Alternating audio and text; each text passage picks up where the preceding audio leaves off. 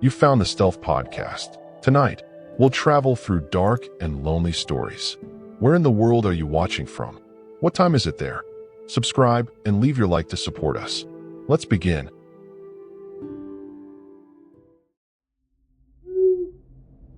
My name is Ethan Mercer. I'm 32 years old, and I live in Portland, Oregon.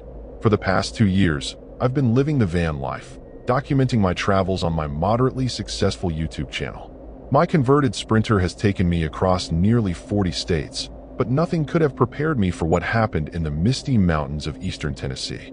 I'd spent the summer exploring the Pacific Northwest when an email from an anonymous subscriber caught my attention. If you want real content that'll blow up your channel, come to the Smoky Mountains and find the lost settlement of Greenbrier, it read. The locals won't talk about it, but there's a clearing 5 miles off the Porters Creek Trail where hikers go missing every year. Normally, I'd ignore such messages, but the attached historical newspaper clippings about disappearances dating back to the 1800s piqued my interest. The drive to Tennessee took me 4 days, the landscape gradually transforming from western deserts to lush, rolling hills.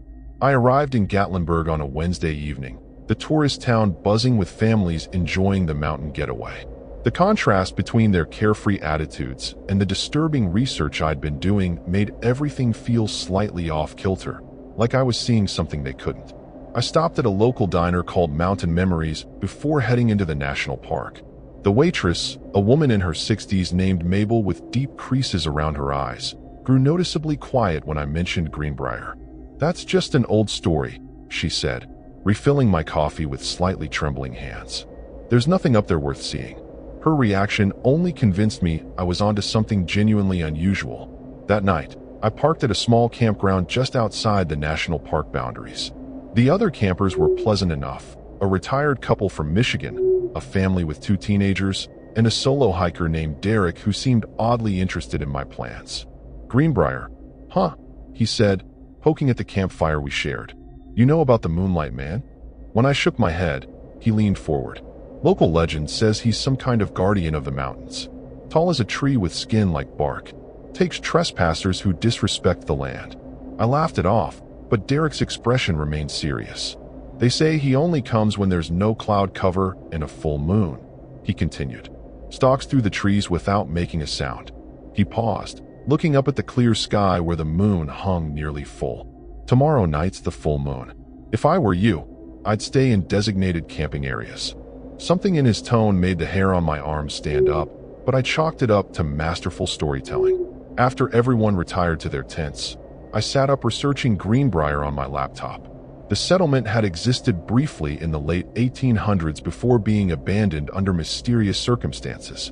Official records cited a cholera outbreak, but local accounts suggested something far more disturbing: mass disappearances, strange marks carved into trees, and reports of an unnaturally tall figure observed at forest edges.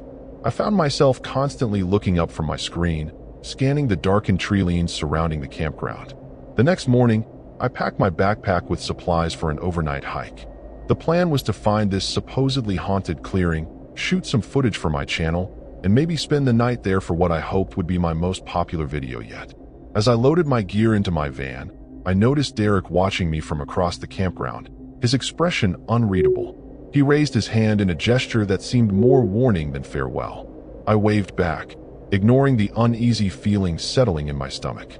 If only I'd listened to that intuition, I might have avoided the nightmare that followed. The Porters Creek Trail started innocently enough, a well-maintained path winding through dense forest, sunlight filtering through the canopy in dappled patterns. I filmed my hike, narrating my excitement about exploring the abandoned settlement.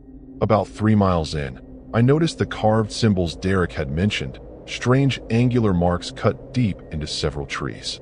They looked old, the bark having grown around the edges, but something about their precision unsettled me deeply. My GPS signal weakened the further I ventured from the main trail. According to my research, I needed to find an unmarked path branching eastward that would lead to the Greenbrier clearing. After nearly an hour of searching, I spotted what appeared to be a game trail barely visible through the underbrush. The air felt different there, heavier, charged with something I couldn't identify. A rational part of my brain suggested turning back, But the content creator in me pushed forward. Views over safety, right? God, what an idiot I was. The unmarked path grew increasingly difficult to follow. Thick vegetation clawed at my clothes, and the temperature seemed to drop with each step despite the summer heat. I kept checking my phone, watching as the battery drained at an alarming rate despite being fully charged that morning. By mid-afternoon, dark clouds had rolled in, casting the forest into premature twilight. A distant rumble of thunder warned of an approaching storm. I should have turned back then, but I was too close to my destination to quit. When I finally stumbled into the clearing, my disappointment was immediate. There was nothing but overgrown grass, a few scattered stones that might once have been foundations, and an unnatural silence. No birds, no insects, just the rustling of leaves and the steadily increasing wind. I set up my camera anyway, determined to make something of this journey. As I was recording an introduction for my video, the first drops of rain began to fall. Within minutes, it transformed into a torrential downpour that forced me to seek shelter. There was a small rock overhang at the edge of the clearing that offered minimal protection from the deluge. I huddled there, watching as the rain came down in sheets so thick I could barely see 10 feet ahead. That's when I noticed the smell, like wet earth and something else, something rotten and ancient.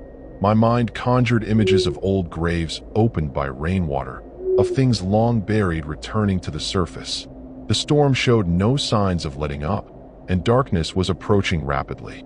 I made the fateful decision to abandon my original plan and head back to my van. If I moved quickly, I might make it before complete nightfall. I packed up my soaked equipment and set off down the path, using my phone's flashlight to guide me. The rain made the trail treacherous, turning dirt to mud that sucked at my boots with each step. An hour into my return journey, I realized with growing horror that I was lost. The rain had transformed the landscape, washing away any familiar markers. My phone battery was nearly dead, and the GPS was useless under the thick canopy. Panic began to set in as I blindly pushed forward, hoping to stumble onto the main trail. Instead, I found myself in another small clearing I didn't recognize, surrounded by trees marked with those same angular symbols, now seeming to glow faintly in the deepening gloom. The logical choice would have been to stop, find shelter, and wait for morning, but fear drove me onward. Each crash of thunder felt closer, more personal, as if the storm itself was pursuing me. When my phone finally died, plunging me into near-total darkness, I had to bite back a scream.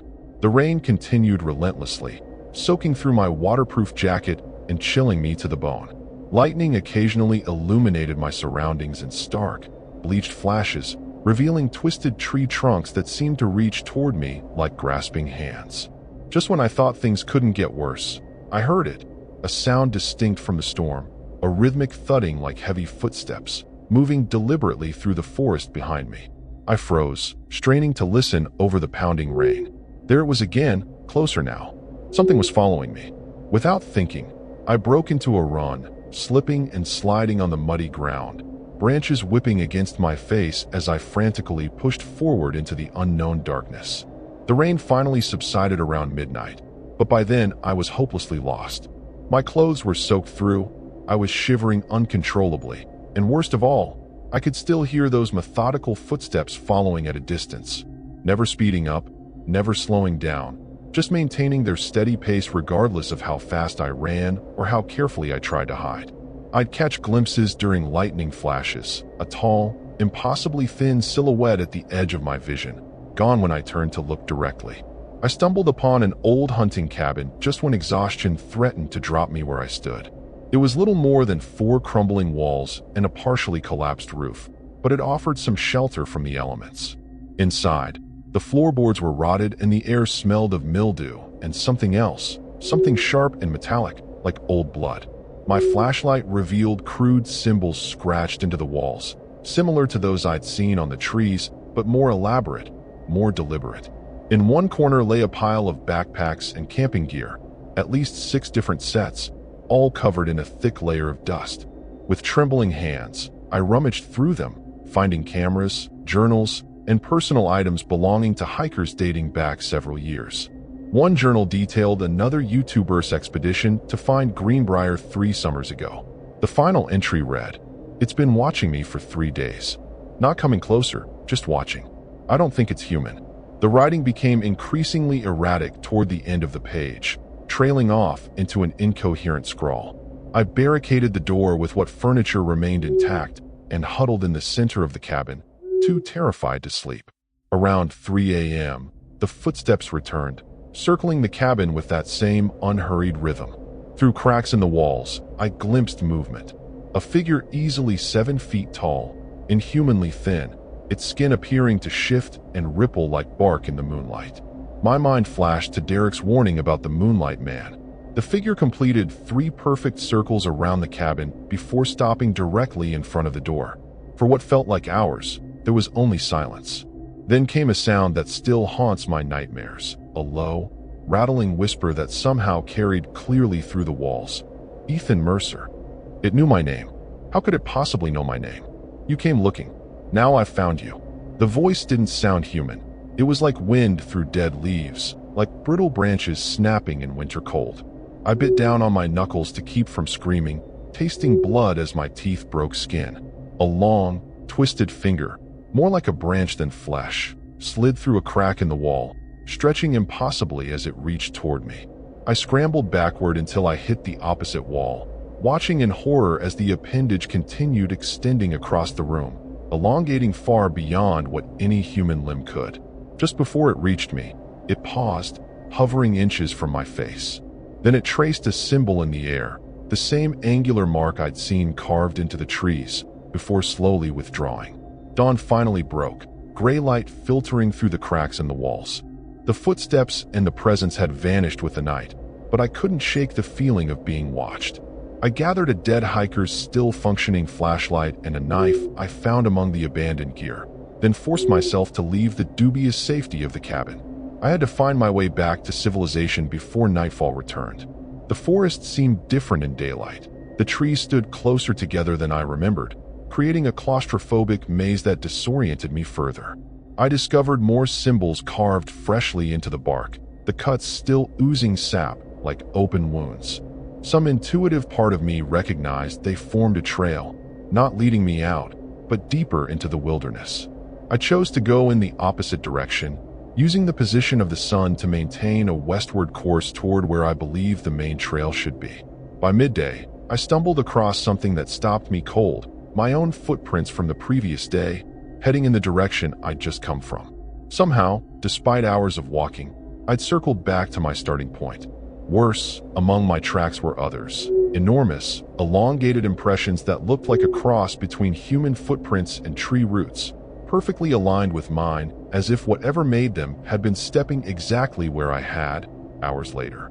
The realization hit me with paralyzing clarity. It wasn't just following me, it was mimicking me. The sun was already dipping toward the horizon when I finally heard the blessed sound of human voices. I broke into a stumbling run toward them, emerging onto the main Porter's Creek Trail where a group of day hikers looked startled by my wild appearance. "Are you okay?" a woman asked, taking in my mud-caked clothes and wild eyes. I couldn't even form a coherent response, just begged them to help me get back to the trailhead before dark. They were kind enough to share water and energy bars as we walked, though I could tell my frantic warnings about the thing in the woods had them exchanging concerned glances. Probably just suffering from exposure. One man whispered to his companion, not quite quietly enough. I didn't care what they thought as long as they helped me reach safety. The entire hike back, I kept glancing over my shoulder, convinced I could see that tall, thin shape moving parallel to our path, just beyond the tree line. We reached the parking area as the sun touched the mountains. I thanked my rescuers profusely before sprinting to where I'd left my van. The familiar sight of my home on wheels nearly brought me to tears. I fumbled with the keys, hands shaking so badly I dropped them twice before managing to unlock the door and throw myself inside. Only then did I notice Derek leaning against a nearby tree, watching me with that same inscrutable expression. "You went up there anyway," he said. "Not a question. I warned you." Before I could respond, he walked away, disappearing into the growing shadows between parked cars. I wanted to call after him, to demand more information, but self-preservation took priority. I started the engine and peeled out of the lot, determined to put as much distance as possible between myself and the Smoky Mountains before full darkness fell. I drove recklessly, taking random turns onto progressively smaller roads in my panic to escape. The GPS kept losing signal, and road signs became scarce. After an hour of increasingly frantic driving, I realized with dawning horror that I was heading deeper into the mountains, not away from them. Every turn that should have led to a highway somehow looped back toward the forest.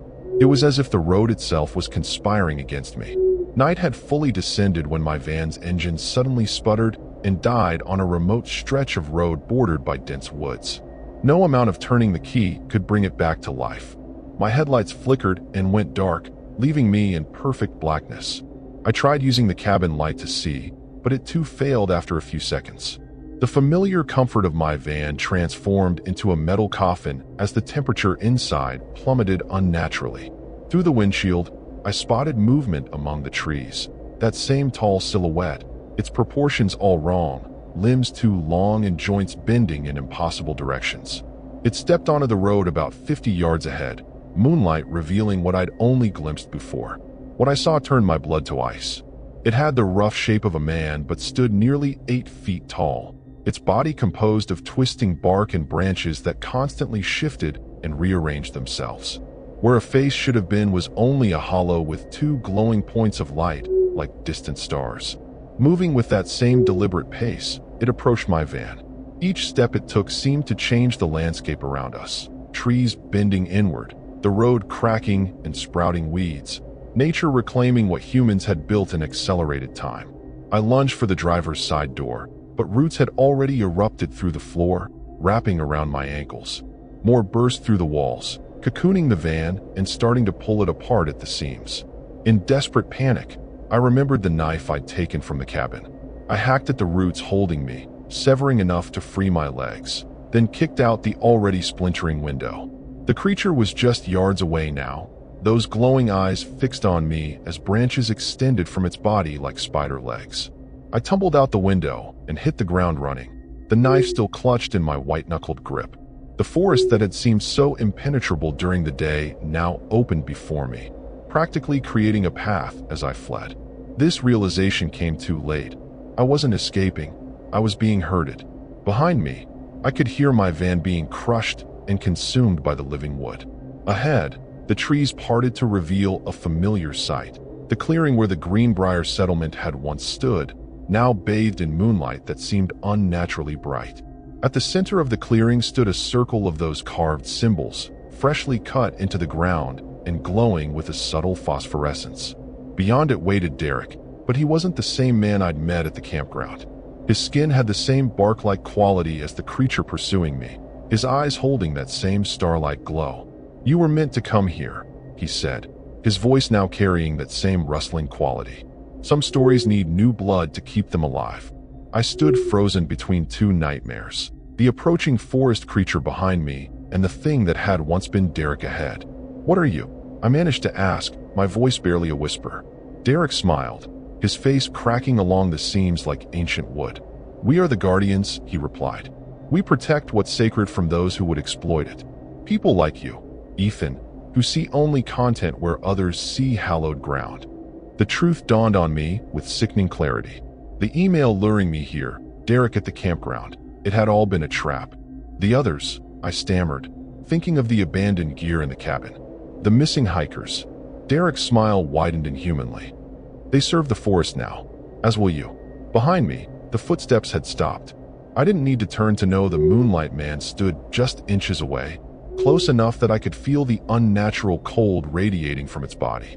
In that moment of terrible understanding, my survival instincts finally kicked in. I lunged forward, slashing wildly with the knife I'd been clutching. The blade connected with Derek's chest, but instead of blood, it released a cloud of spores that engulfed my face. I inhaled involuntarily, feeling them burn down my throat and into my lungs. Derek remained standing, the wound in his chest already sealing with fresh bark as I staggered back, choking. "The knife was his," Derek said conversationally, as if discussing the weather. "He tried to fight too. They all do." I felt something changing inside me, the spores spreading through my bloodstream like ice. My limbs grew heavy, skin itching as if something was trying to push through from underneath. I scrambled away, half crawling toward the edge of the clearing, but my legs were already beginning to root into the soil beneath me. With the last of my strength, I reached for my phone, dead since the previous night, and found it inexplicably powered on, the screen glowing brightly. A final desperate chance. I hit record and began speaking, my voice already transforming into that terrible rustling whisper. This is Ethan Mercer. If you're watching this, stay away from Greenbrier. The legends are real. The Moonlight Man exists. A branch-like hand clamped over my mouth, cutting off my warning. The phone was wrenched from my grasp by Derek, who examined it with curiosity. Clever, he murmured, but futile. To my horror, he began typing a message using my account, an invitation to my most dedicated followers, telling them I'd discovered something amazing in the Smokies, something they had to see for themselves. With my subscriber count, at least a few would come looking. The perfect bait for new guardians. I tried to scream, but my mouth was filling with dirt and roots, threading through my body and replacing muscle and bone. The last thing I saw clearly was the Moonlight Man standing over me, those star-like eyes observing dispassionately as I transformed. Then came the most disturbing revelation of all. I recognized its face, or what remained of it. Features I'd seen in old photographs during my research. This had once been Thomas Greenbrier, the settlement's founder, who'd supposedly disappeared in 1891. My consciousness began to fragment as the forest reclaimed me. Parts of my awareness spread through root systems, connecting to the other converted guardians in a vast mycelial network. I could sense the others who had come before me, dozens of souls now part of the collective entity that protected this place. Their memories became mine, centuries of luring trespassers, of feeding the sacred ground with new guardians. And older memories, too, of ancient rituals performed by native tribes long before white settlers arrived. Ceremonies that had first awakened whatever slumbered beneath Greenbrier. Days or weeks later. Time means nothing now. I watched through eyes no longer fully my own as a group of hikers entered the clearing. Among them, I recognized the faces of two of my YouTube followers, cameras in hand, excited to find what their favorite content creator had promised them. The forest stirred around us, the guardians emerging from their daytime dormancy as the moon rose. I tried one last time to warn them, to force whatever remained of my human voice through the wood that had once been my throat. But what emerged wasn't a warning. It was an invitation, spoken in perfect unison with the other guardians. Welcome to Greenbrier. We've been waiting for you. As we moved toward them with that same methodical pace that had once terrified me, I understood the true horror of my fate. I wasn't just a victim of the Moonlight Man. I had become one, and some small, still human part of me wept as we surrounded the newcomers, knowing I was powerless to stop what would happen next.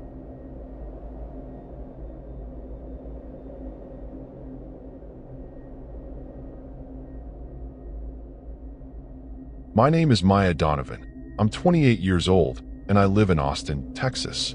3 years into my nomadic lifestyle, my meticulously converted 2016 Ford Transit has become more home to me than any apartment ever was.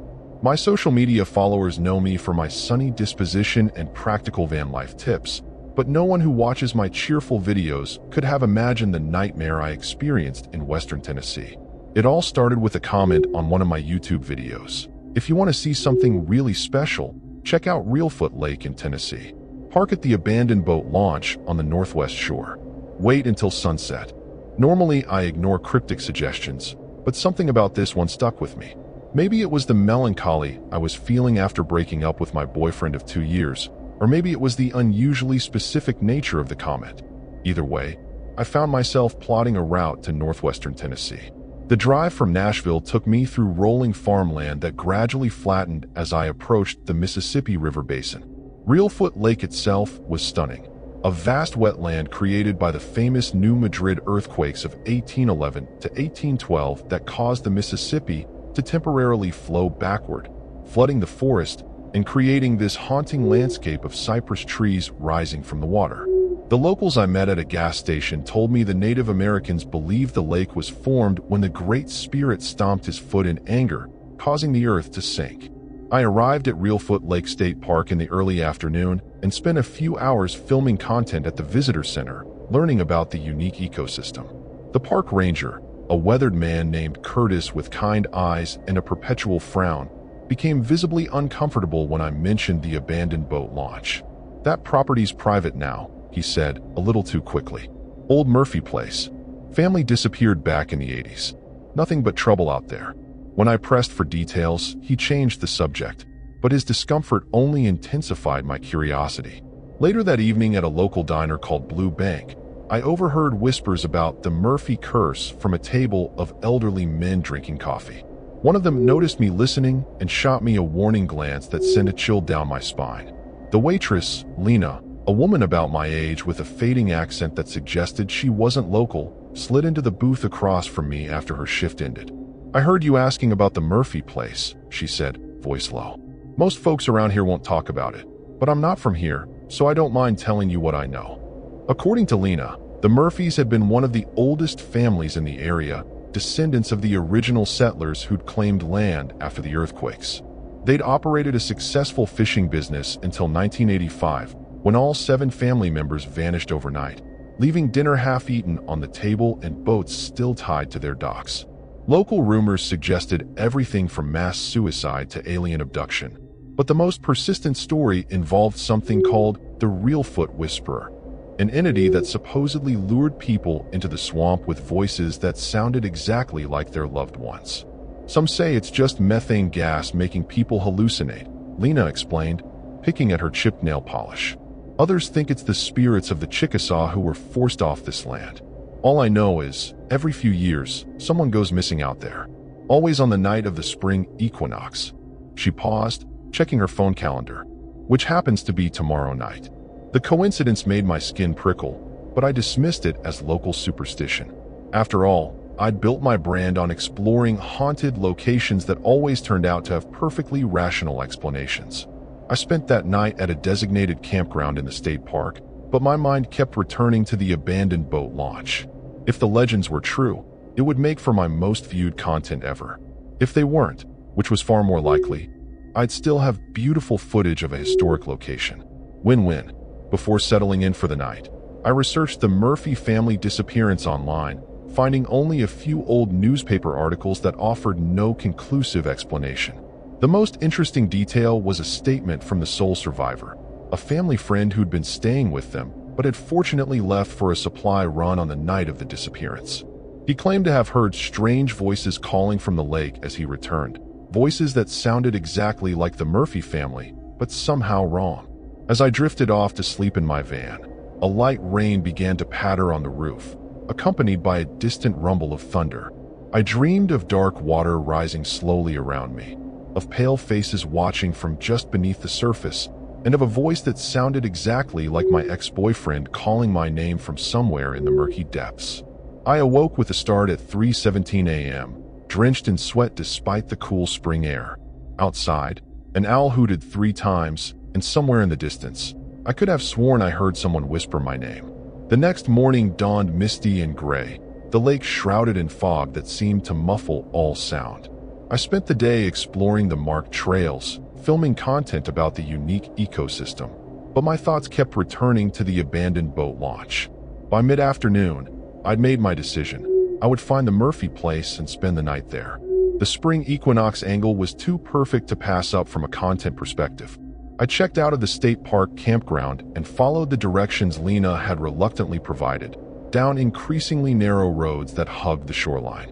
The Murphy property was blocked by a rusted gate with "No trespassing" signs hanging at odd angles, clearly years old. I parked my van on a disused maintenance road about a quarter-mile away and hiked in with my camera gear and overnight essentials. The property was in an advanced state of decay, the main house listing dangerously to one side. Windows broken, porch collapsed. But the boat dock, extending into a secluded cove, seemed surprisingly intact. Nature had begun reclaiming everything. Vines crawled up the walls, and small trees pushed through the rotting floorboards of the porch. As I set up my camera to capture the eerie beauty of the place, I noticed carved symbols on several of the cypress trees surrounding the property, intricate patterns that didn't look like standard trail markers or boundary indicators. They reminded me of the protective sigils I'd seen in New Orleans voodoo shops, but with elements I didn't recognize. Some appeared freshly carved, the wood still raw and weeping sap. I filmed a segment about them, speculating about their origin for my viewers. The fading afternoon light cast long shadows across the property as I explored the remains of the house, careful to test each floorboard before putting my full weight on it. The interior was a time capsule, faded wallpaper peeling in strips, furniture covered in thick layers of dust, family photos still hanging crookedly on the walls. In what must have been the dining room, I found the table Lena had mentioned, set for dinner with plates still in place, now hosting colonies of mold and insects. The scene sent shivers down my spine, but I forced myself to keep filming, narrating my findings for the camera. In what appeared to be a child's bedroom, I discovered a leather-bound journal wedged behind a rotting dresser. The final entry, dated March 20th, 1985, the spring equinox, mentioned voices calling from the water and expressed the writer's certainty that they're coming back tonight. The handwriting became increasingly frantic toward the bottom of the page, ending mid-sentence with a long ink streak, as if the writer had been interrupted suddenly. I added the journal to my growing collection of disturbing findings. As dusk approached, I returned to the dock, setting up my camera for a time-lapse of the sunset over the lake.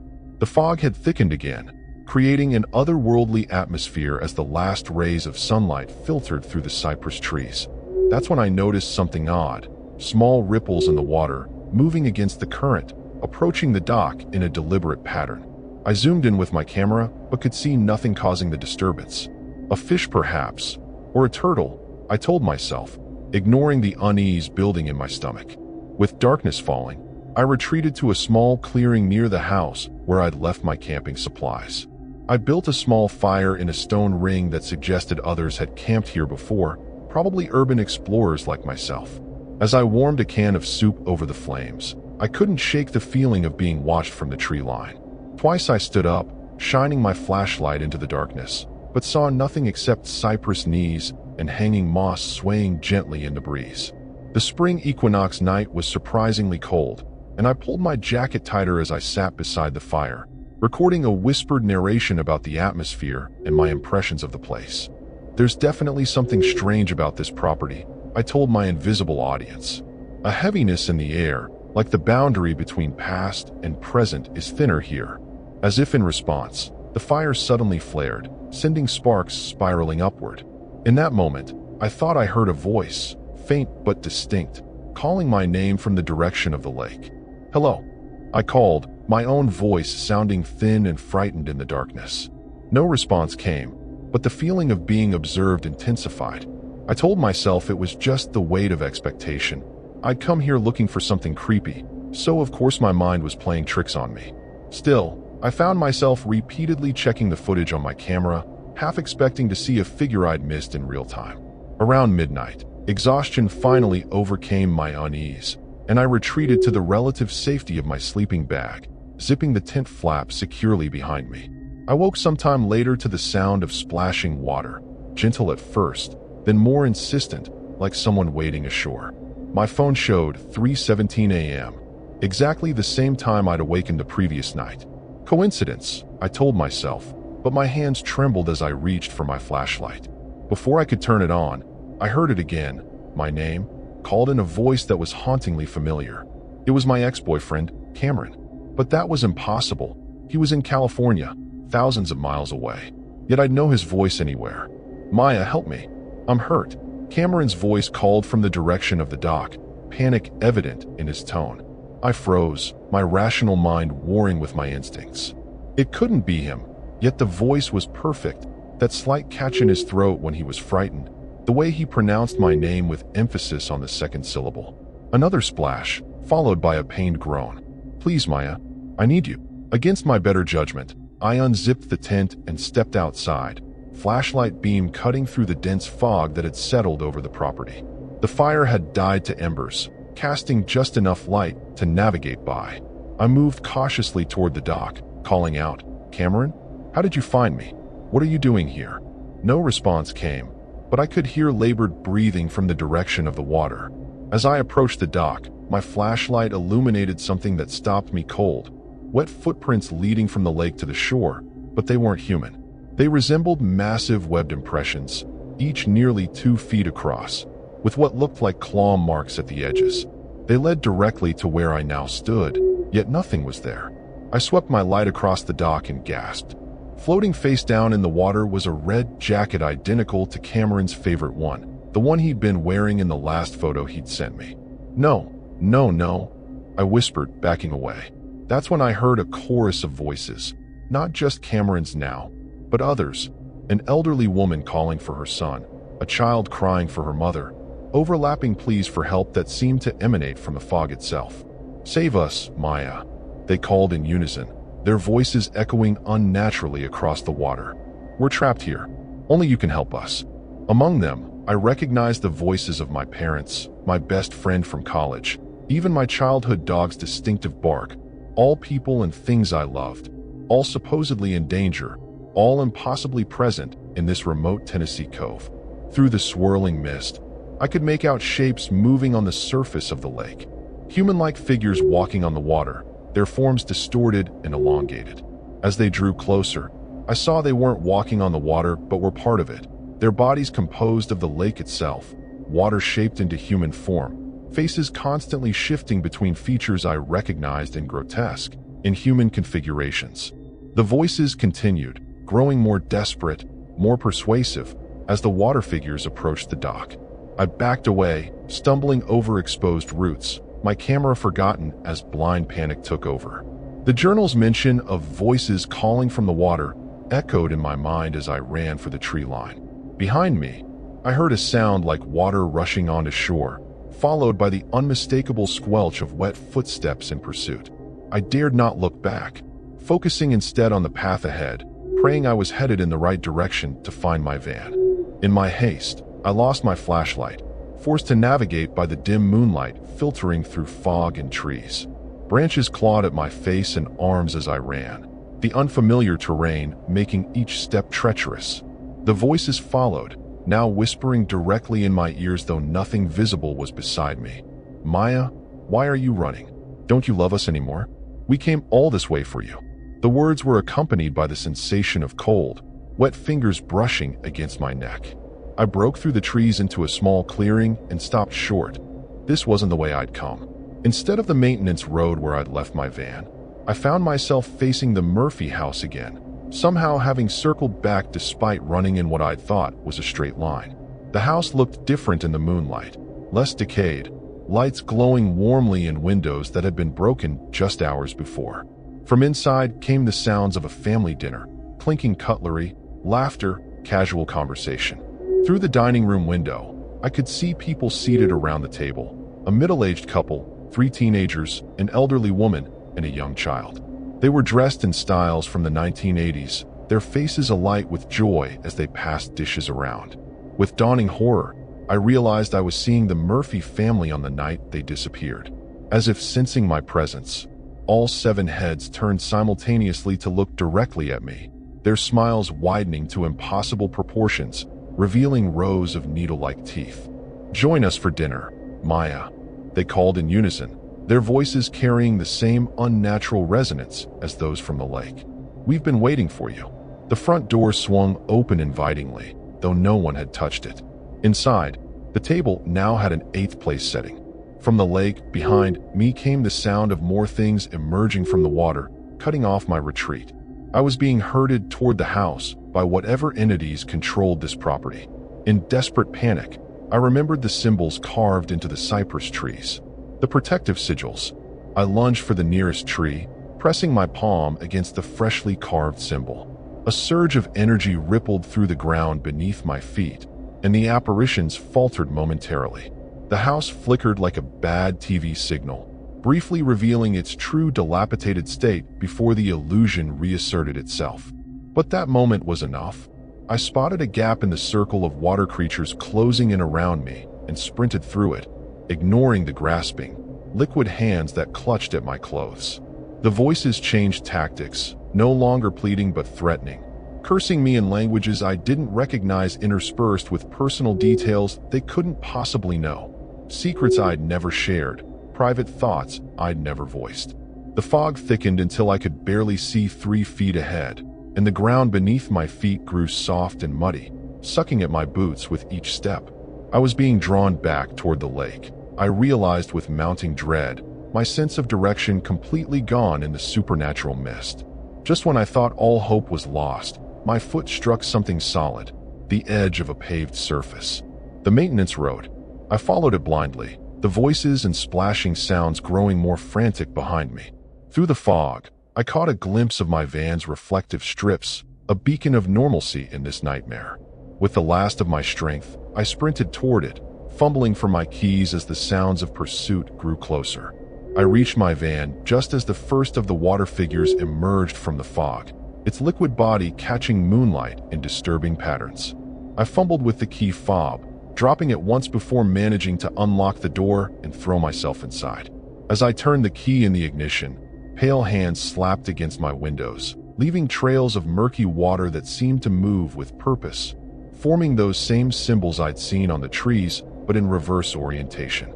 The engine struggled to turn over as more entities surrounded the vehicle, their weight pressing down until the suspension groaned in protest.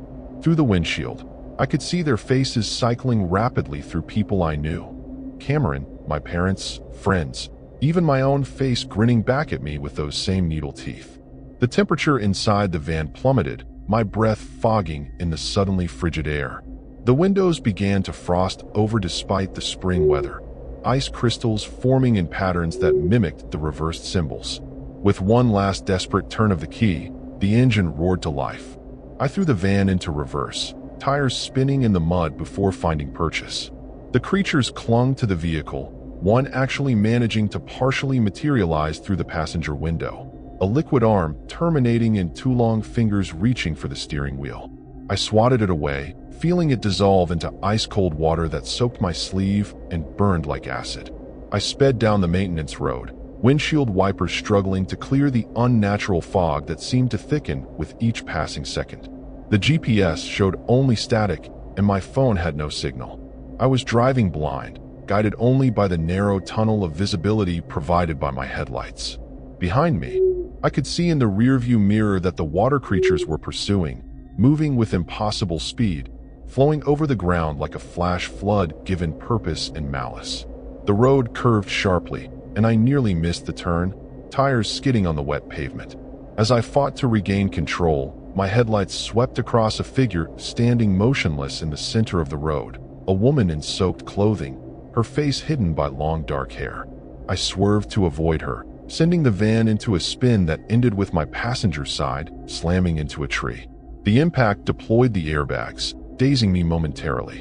When my vision cleared, the woman was standing beside my window, her face now visible, or rather, the absence of a face, just smooth skin with indentations where features should be.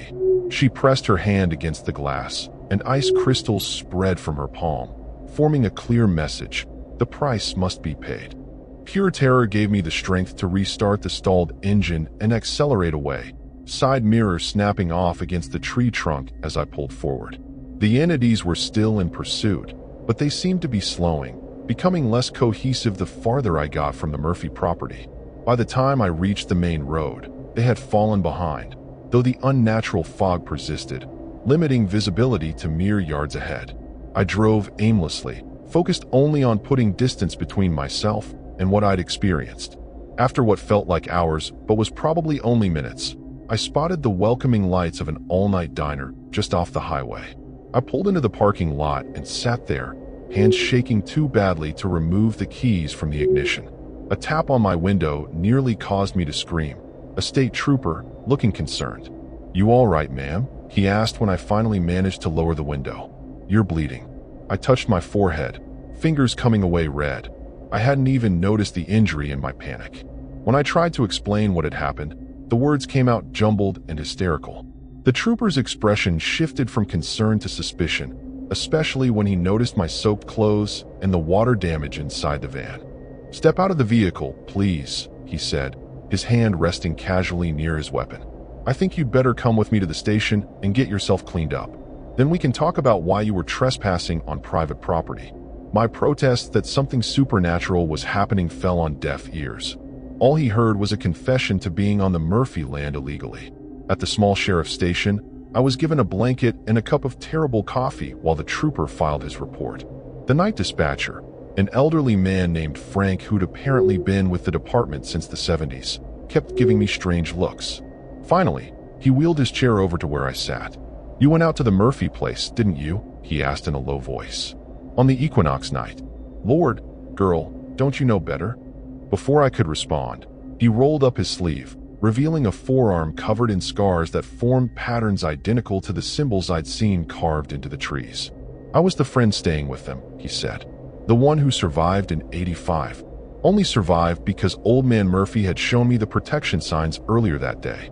Been refreshing those carvings every year since. Trying to keep it contained." Frank explained in hushed tones that the lake had always been hungry, according to local Native American legends. The earthquakes had awakened something ancient that slept beneath the water, something that learned to mimic voices and appearances to lure and prey. The Murphy family had been keeping it at bay for generations with rituals and symbols learned from a Chickasaw elder. When they disappeared, Frank had taken up the responsibility, though his knowledge was incomplete. "The ones it takes ain't really gone," he whispered, glancing nervously at the trooper who was occupied with paperwork. "It wears them like suits. Uses their memories, their voices. Gets stronger each year. That's why I carved the symbols, to keep it contained to that property." His eyes narrowed. "You were lucky. It usually keeps what it catches on equinox night." A commotion at the front desk interrupted our conversation. Lena from the diner had arrived, apparently having heard about my presence at the station over the police scanner. She rushed to my side, genuine concern in her eyes as she offered to let me stay at her place for the night. The trooper, satisfied that I'd learned my lesson about trespassing and finding no evidence of any real crime, released me into her care with a warning to stay away from the Murphy property. As we walked to Lena's car, I noticed a familiar red jacket in her back seat. Identical to Cameron's, identical to the one I'd seen floating in the lake. "That's an unusual jacket," I said, trying to keep my voice steady as my heart hammered in my chest. "Gift from my brother," she replied without turning around. "He's coming to visit tomorrow. You two should meet. He's about your age."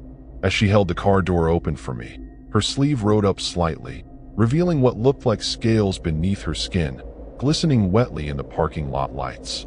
I didn't get into Lena's car. The moment I saw those scales, some animal part of my brain took over, and I ran, sprinting across the parking lot toward a 24-hour convenience store I'd spotted across the street. Behind me, I heard Lena call my name, her voice transforming mid-shout from human to something else. A gurgling, bubbling sound like words spoken underwater. I didn't look back, not even when I heard a splash that couldn't possibly have come from the dry pavement. The convenience store clerk barely looked up as I burst through the door, gasping for breath. Only when I begged to use the phone did he seem to notice my disheveled state. "You okay, lady?" he asked, sliding his cell phone across the counter. "You look like you've seen a ghost." As I reached for the phone, my sleeve pulled back, revealing an alarming sight. My skin where the water creature had touched me was changing, becoming translucent with a faint bluish tinge.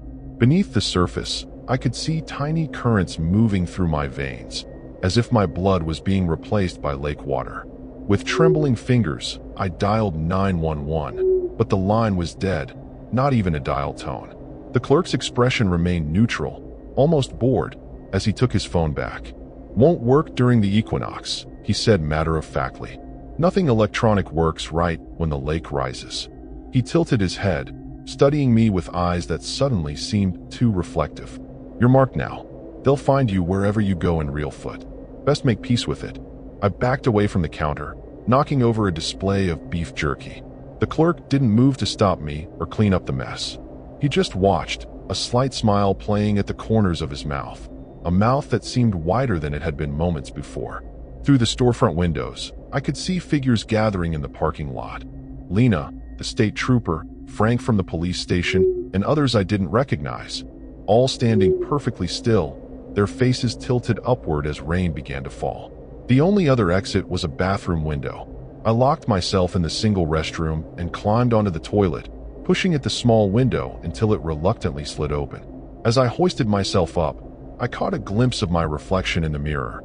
My eyes had changed, the pupils elongated like those of a frog or fish. I squeezed through the window, landing painfully in a narrow alley behind the store. The rain was falling harder now, each drop burning slightly where it touched my exposed skin. I needed shelter, somewhere to think and plan my escape from this nightmare. Across the street stood a small chapel, one of those country churches that to the rural south, its white clapboard exterior gleaming in the darkness. Without any better options, I made a dash for it, hoping to find sanctuary in its walls. The church door was unlocked, swinging open at my touch.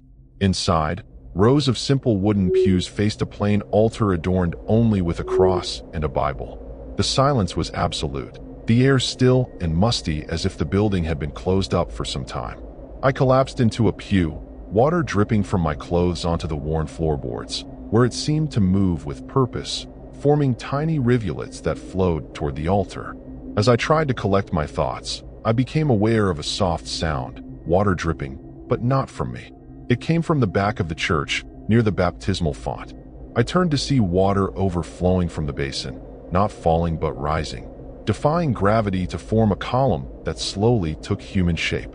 Paralyzed with terror, I watched as the water sculpture became more defined, details emerging like a photograph developing, the face of Cameron, but with those same needle teeth I'd seen on the Murphy family apparitions. "You can't escape us, Maya," it said in Cameron's voice, taking a step toward me. The floorboards beneath its feet darkened with moisture, spreading outward in a widening circle. "What touches the lake becomes the lake, and you've been touched." I looked down at my arm. The translucent patch had grown, now covering most of my forearm, the alien blue tint pulsing in rhythm with my racing heart. In desperate inspiration, I grabbed the Bible from the altar and held it toward the creature, not out of religious conviction, but clutching at any symbol that might hold power.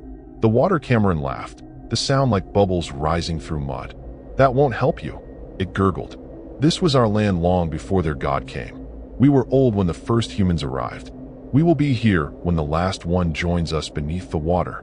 More figures were appearing now, materializing from puddles formed by the rain blowing in through the open door, rising from the baptismal font, seeping through the walls as the storm outside intensified. Among them I recognized Lena, the trooper, the convenience store clerk, all partially transformed, their bodies a disturbing hybrid of human and liquid. Behind them came older forms, people in 80s clothing that I assumed were the Murphys, and behind them, more archaic figures in pioneer dress, Civil War uniforms, and indigenous garb, stretching back through layers of history. "Every equinox we rise," the Cameron thing explained conversationally, as if discussing the weather.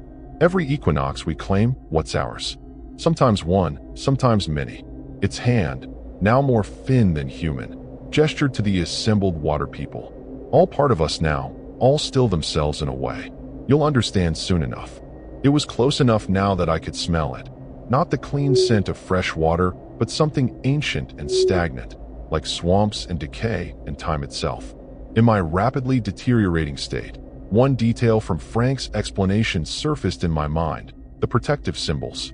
With no time to carve them and nothing to carve with, I did the only thing I could think of.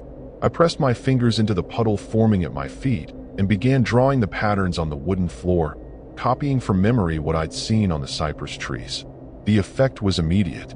The water creatures recoiled, their forms becoming less stable, ripples of distortion passing through them like static on an old TV. The Cameron thing snarled, revealing rows of teeth that extended down its throat, its pretense of humanity slipping. "That won't save you," it hissed, though it made no move to cross the crude symbol I'd drawn. "The change has already begun." It was right.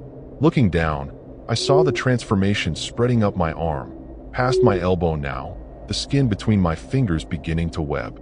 My thoughts felt sluggish, as if my brain was being infused with the same cold water replacing my blood. Part of me wanted to give in, to join the collective consciousness I could feel pressing against the edges of my mind. Ancient, vast, and alien, yet somehow familiar, like returning to a home I'd never known I had. With my fading humanity, I made one last desperate attempt to save myself. I staggered to the back of the church, to a small office I'd noticed earlier. The creatures parted, watching with amused certainty as I fumbled with the door. Inside, I found what I'd hoped for: a landline phone, old-fashioned and possibly independent of the cellular networks affected by whatever force controlled the lake. I dialed the only number I could think of, my sister in Memphis, just a few hours away. When she answered, I could barely form words, my tongue feeling thick and unfamiliar in my mouth. "Emma," I managed to gasp. "Reelfoot Lake. Murphy property. Symbols on trees. Help." I don't know how much she understood, but I heard her alarmed voice promising to come immediately, to bring help. The line went dead as water began seeping under the office door, rising quickly around my ankles. I could feel it calling to the water, now coursing through my veins, an irresistible summons pulling me toward the lake. With the last of my strength, I grabbed a pen and notepad from the desk, scrawling the protective symbol and a warning. Stay away from the water.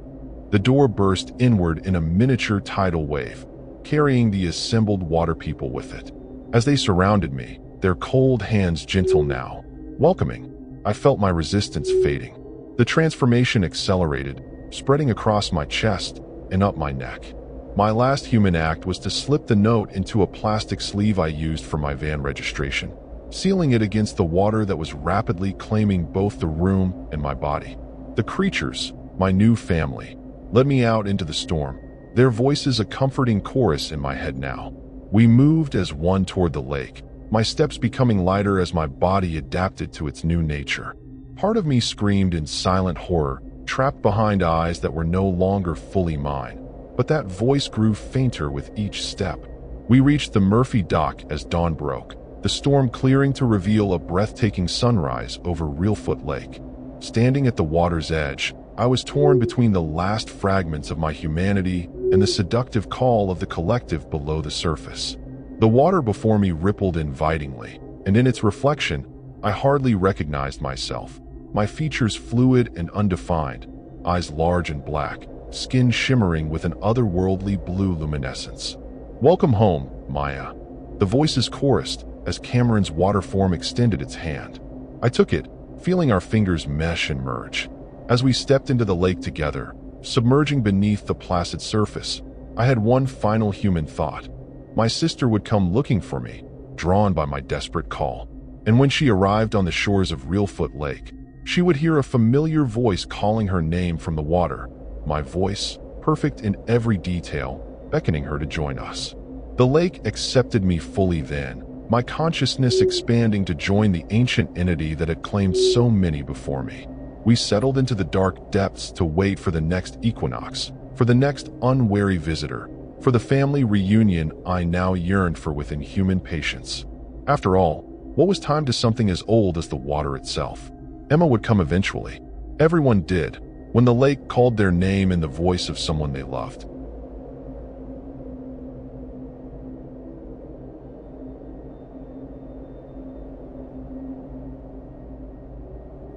I'm Riley Harper, 29 years old, from Asheville, North Carolina. Vanlife had been my escape for 2 years, a way to chase freedom after a soul-crushing office job. My rig, a beat-up Ford Transit I'd named Betsy, was my home, cramped, cozy, with a tiny stove and a bed that creaked like an old rocking chair. Tonight, I'd chosen this spot for its view, the river snaking through the valley, lights twinkling from downtown. It felt peaceful, but something about the air, thick, almost heavy, made my skin prickle. I shook it off, blaming the long drive. Chattanooga was new territory, and I was eager to explore its trails and quirks. I wasn't alone on this trip. My buddy Caleb, a lanky 32-year-old from Knoxville, had joined me for a week of hiking and craft beer. Caleb was the kind of guy who could talk to anyone, his drawl smoothing over any tension. He sprawled across the passenger seat, scrolling through his phone, muttering about some local legend he'd read online. "You hear about the Bell Witch?" he asked, eyes glinting. I laughed, rolling my eyes. Ghost stories were his thing, not mine. But he kept going, describing a vengeful spirit tied to Tennessee's hills, supposedly haunting anyone who trespassed on sacred land. I tuned him out, focusing on heating up some chili on my stove. The smell filled the van, warm and grounding. Still, Caleb's story stuck with me more than I wanted to admit. The bluff we'd parked on was off a dirt road, technically private property, but the no trespassing sign was half buried in weeds. I figured we'd be fine for one night. Nobody was around, just trees and the distant hum of the river. I cracked a window, letting the cool October air slip in. That's when I noticed the quiet. No crickets, no rustling leaves. It was eerie, like the world was holding its breath. I told myself it was nothing, just my imagination running wild after Caleb's ghost talk. I glanced at him, expecting a grin, but he was staring out the window, his face tight. We ate dinner, joking about the van's creaky suspension and my terrible cooking. Caleb teased me for burning the chili, and I fired back about his snoring. It felt normal, like any other night on the road. But as we cleaned up, I caught a faint glow through the trees, too steady to be firelight, too dim for headlights. "You see that?" I whispered. Caleb squinted, then shrugged. "Probably just some kids camping," he said, but his voice lacked conviction. I locked the van's doors, a habit from city parking lots, and tried to shake the unease creeping up my spine. It was just a light, I told myself. Nothing scary about that. The glow didn't fade. If anything, it seemed closer, maybe 100 yards off. I couldn't tell if it was moving or if my eyes were playing tricks. Caleb suggested we check it out, but I shot that down fast. "We're not in a horror movie," I said, forcing a laugh. Still, I kept glancing at the window, half expecting something to loom out of the dark. My mind flashed to the Bell Witch story, stupid, but it was there. I didn't believe in ghosts, but Tennessee's history felt heavy, like the land itself remembered every wrong done to it. I pushed the thought away, focusing on the practical. We'd leave at dawn, no big deal. Caleb eventually crashed on the fold-out bed, his snores filling the van. I stayed up, scrolling through my phone, trying to distract myself. The signal was spotty, but I found a forum post about Chattanooga's darker side. Old feuds, moonshine runners, and whispers of a cult that used to roam these hills. It was probably nonsense, but it didn't help my nerves. The glow outside was still there, unwavering. I told myself it was a neighbor's porch light or a hunter's lantern. But deep down, I knew this bluff was too remote for that. My gut twisted, a quiet warning I couldn't ignore. I finally lay down, but sleep wouldn't come. Every creak of the van felt amplified, every gust of wind like a whisper. I kept picturing that glow, imagining what could be out there. Caleb's ghost stories were messing with me, but it wasn't just that.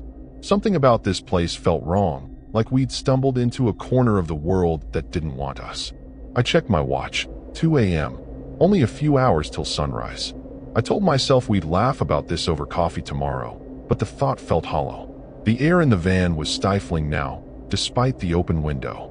I must have dozed off, because I woke to a faint scratching sound, metal on metal, slow and deliberate.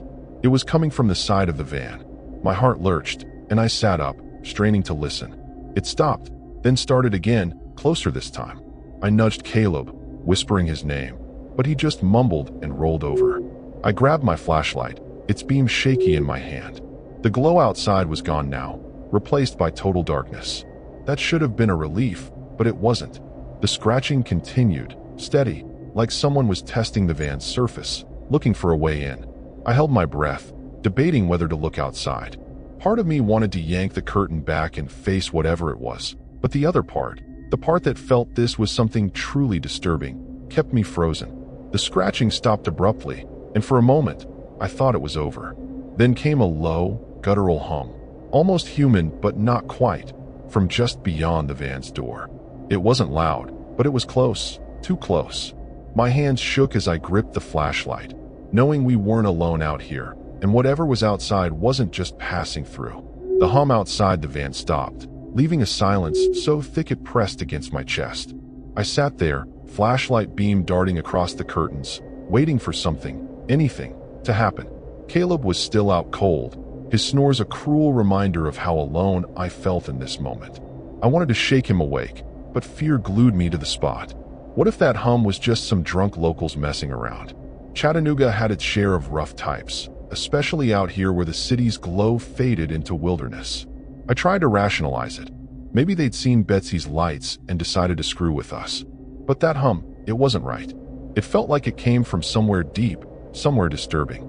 I crept to the driver's seat, careful not to make the floorboards creak. My keys were in the cup holder, glinting faintly in the moonlight.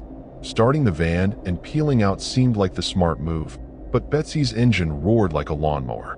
If someone was out there, they'd hear us before we got 10 feet. Plus, the dirt road was narrow, hemmed in by trees. One wrong turn, and we'd be stuck, easy prey for whatever, or whoever, was lurking. I cursed myself for parking so far from the main road. Back in Asheville, I'd learned to scope out escape routes, but I'd gotten cocky, charmed by the view. Stupid mistake.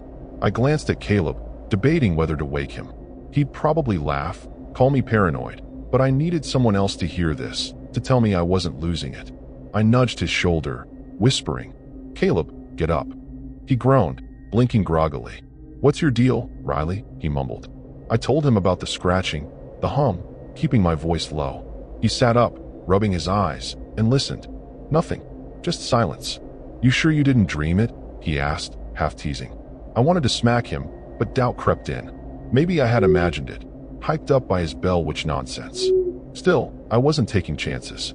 We decided to stay put till dawn, less than 3 hours away. Driving now felt too risky, and hiking out in the dark was a non-starter. Caleb suggested we take turns keeping watch, which sounded good until I realized I'd never sleep anyway. He took first shift, propping himself up with a warm beer from our cooler. I lay back, staring at the van's ceiling, my flashlight clutched like a lifeline. Every few minutes, I'd glance at the windows, expecting to see a face pressed against the glass. My mind kept replaying that hum, looping it like a horror movie soundtrack. It wasn't human, but it wasn't animal either. About an hour in, Caleb tensed, his beer can crinkling in his grip. "You hear that?" he whispered. I sat up, ear straining. A faint rustle, like leaves being crushed, came from the trees to our left. It was slow, deliberate, not like a deer or raccoon. My stomach dropped. "Could be wind," I said, but we both knew there was no breeze. The rustling stopped, then started again, closer. Caleb's face was pale now, his usual bravado gone. "We should have left," he muttered. I didn't argue. Parking on this bluff, ignoring that faded, no trespassing sign, felt like a bigger mistake by the second. I grabbed my phone, hoping to call for help, but the signal was dead. Not spotty, completely gone. That wasn't normal. Even in remote spots, I usually got a bar or two. Caleb checked his phone too. Same deal. "This is bad," he said, voice barely above a whisper. We sat there, listening as the rustling circled the van, never getting close enough to pinpoint. It was like whoever, or whatever, was out there was toying with us, sizing us up. I thought about the forum post I'd read, the one mentioning a cult in these hills. Probably just urban legend, but right now, it felt terrifyingly real. Caleb suggested we flash the headlights, maybe scare off whatever was out there. I hesitated. If it was animals, sure, that might work. But if it was people, bad people, the kind who didn't like strangers on their land, that could make things worse. Still, doing nothing felt like waiting to die. We compromised. One quick flash, then we'd watch. I flicked the lights on and off, the beam cutting through the trees. For a second, I thought I saw something, a shape, tall and thin, darting out of sight. My heart slammed against my ribs. "Did you see that?" I hissed. Caleb nodded, his jaw tight. We didn't flash the lights again. The rustling stopped, but that didn't calm me. If anything, the silence was worse, like the calm before a storm. I kept thinking about Tennessee's history, feuds, outlaws, stories of folks disappearing in these hills. The Bell Witch was just a tale, but real threats were out there. Moonshiners, drifters, or worse. I regretted not researching this spot better. Back in Asheville, I'd met a guy who'd parked near a meth lab by mistake, barely got out alive. Was this like that? My mind spun, every possibility more horrifying than the last. As dawn crept closer, I started to hope we'd make it through. Maybe it was just some locals messing with us, and they'd backed off. But then I noticed something that made my blood run cold. The van's side mirror. It was angled wrong, like someone had moved it. I hadn't touched it, and Caleb swore he hadn't either. Someone had been right next to Betsy, close enough to reach out and adjust it, and we hadn't heard a thing. The realization hit like a punch. We weren't just being watched. We were being hunted. The adjusted mirror stared back at me, a silent taunt that someone had been inches from the van. My hands shook as I pointed it out to Caleb, who went dead quiet, his usual cocky grin nowhere in sight. We sat frozen, eyes locked on the windows, waiting for any sign of movement. The darkness outside felt alive now, thick with intent. I kept telling myself it could be a prank, some Chattanooga kids getting a kick out of scaring Vanlifers. But deep down, I knew this was something else, something disturbing. That hum, the rustling, The mirror. It all added up to a kind of horror I'd never felt before, like we'd crossed a line we couldn't uncross. I whispered to Caleb that we needed a plan, anything to feel less like sitting ducks. He nodded, but his eyes were wide, darting to the door like he expected it to burst open. We could try the radio, he suggested, voice low. Betsy's radio was ancient, but it might pick up a signal, maybe even a police scanner. I fumbled with the dial, static crackling through the van. Nothing but white noise. Then, for a split second, a voice broke through, low, garbled, chanting something I couldn't make out. My stomach twisted. "Turn it off," Caleb hissed, and I did, fast. That voice wasn't a broadcast. It was too close, too real. We decided to arm ourselves, just in case. My arsenal was pathetic. A tire iron under the driver's seat and a kitchen knife I used for cutting veggies. Caleb grabbed the tire iron, gripping it like a baseball bat, while I held the knife, its dull blade more comforting than it should have been. We sat back to back, covering both sides of the van. Every creak of Betsy's frame made me jump, every shadow a potential threat. I kept thinking about those old Tennessee stories, cults hiding in the hills, rituals tied to the land. I'd laughed them off hours ago, but now they felt like warnings. Then it happened, a sharp thud against the van's rear door, hard enough to make the whole rig shake. I bit back a scream, my knife raised, while Caleb swung the tire iron toward the sound. Another thud, then another, rhythmic, like someone was pounding with a fist. "Who's there?" Caleb shouted, his voice cracking. No answer, just more thuds, slower now, deliberate. My mind raced. This wasn't random. Whoever was out there wanted us to know they were in control. The horror of it sank in. We were trapped in a metal box, miles from help, with no idea what we were up against. The pounding stopped, and for a moment, I thought they'd left. Then I saw it. A handprint on the rear window, smudged and pale, like it had been pressed there for a while. It wasn't big, but it was wrong, the fingers too long, the shape almost claw-like. My breath caught, and Caleb saw it too, his face draining of color. "That's not human," he whispered. I wanted to argue, to say it was just some creep with dirty hands, but I couldn't. That print was terrifying, a mark of something that didn't belong in this world, or at least, not in ours. I scrambled to the driver's seat, ready to risk starting the van, consequences be damned. But before I could turn the key, a new sound cut through the night, a low, guttural chant, like the one from the radio but louder, closer, coming from all around us. It wasn't one voice, it was several, overlapping, rising and falling in a rhythm that made my skin crawl. I froze, keys slipping from my hand. Caleb grabbed my arm, his grip bruising. "Riley, what the hell is that?" he whispered. I didn't answer. I couldn't. The chanting felt like it was inside my head, pulling at something primal, something scary. Shapes moved outside, just beyond the windows, tall, thin figures slipping through the trees, barely visible in the moonlight. They weren't rushing, weren't hiding. They moved with purpose, circling the van like wolves closing in on prey. I caught glimpses of tattered clothes, pale skin, eyes that glinted too brightly. My heart pounded so hard I thought it'd burst. These weren't locals, weren't even normal people. They were something else, tied to the land, maybe to the bell which tales Caleb had rambled about. The thought was insane, but nothing else fit.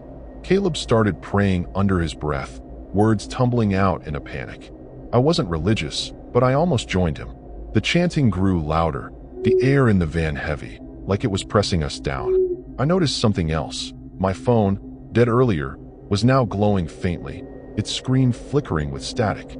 I grabbed it, hoping for a miracle, but the screen showed a single word, over and over, "Leave." My hands shook as I showed Caleb. He didn't say anything, just stared, his tire iron trembling in his grip. The message wasn't a suggestion, it was a command. The van rocked suddenly, like something heavy had climbed onto the roof. A slow, scraping sound followed, metal groaning under weight. Whatever was up there wasn't small, and it wasn't trying to be quiet. The chanting stopped, replaced by a single, piercing wail that made my ears ring. I clapped my hands over them, knife clattering to the floor. Caleb was shouting something, but I couldn't hear him over the noise. The wail wasn't just sound, it was pain, rage, something so disturbing it felt like it could tear us apart. We weren't just in danger. We were in the middle of something unholy, and it was only getting worse. The wail cut off, leaving my ears ringing and my heart hammering. The thing on the van's roof shifted, its weight making Betsy groan. I grabbed the keys from the floor, my hands slick with sweat. "We're leaving. Now," I hissed at Caleb, who nodded, still clutching the tire iron. I jammed the key into the ignition, praying Betsy wouldn't stall. The engine sputtered, then roared to life, louder than I'd ever heard it. The noise felt like a beacon, screaming our location to those things outside. Shadows darted past the windows, faster now, their movements jerky and wrong. My skin crawled with horror. Whatever they weren't letting us go easy. I threw the van into gear, the tires spinning on loose dirt. The narrow road was barely visible in the moonlight, branches scraping Betsy's sides like claws. Caleb braced himself, shouting, "Go, go, go!" A figure loomed ahead, tall and gaunt, standing dead center in the path. Its eyes glinted, unblinking, and I swear it smiled. I swerved, nearly clipping a tree, my stomach lurching. "What the hell are they?" Caleb yelled. I didn't answer. I couldn't. All I knew was we were in a life-or-death chase, and stopping wasn't an option. The road twisted, forcing me to slow down, every second feeling like a gift to whatever was hunting us. Something slammed into the van's side, hard enough to dent the metal. I yelped, gripping the wheel as Betsy fishtailed. Caleb swung the tire iron at the window, but nothing was there, just darkness and the echo of the impact. "They're toying with us," he said, voice shaking. My mind flashed to Tennessee's dark myths, the Bell Witch, and worse, stories of people vanishing in these hills, never found. Were these things spirits? Cultists? Something worse? The horror of not knowing made every shadow terrifying. I pushed the gas harder, the engine whining, praying we'd hit the main road soon. The chanting started again, fainter but closer, like it was coming from inside the van. My phone, still glowing, flickered with that word, "Leave." I threw it into the cup holder, refusing to look. Caleb was muttering prayers again, his knuckles white. Another thud hit the roof, then a scraping, like nails dragging across metal. I pictured one of those things clinging to Betsy, waiting to rip through. My hands shook so bad I could barely steer. The road widened slightly, giving me hope, but then I saw it. A barricade of branches and rocks, blocking our path. Someone had set it up.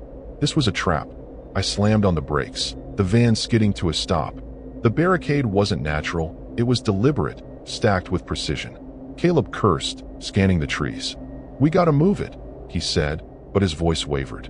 I shook my head, the idea of getting out feeling like suicide. Those things were out there, waiting.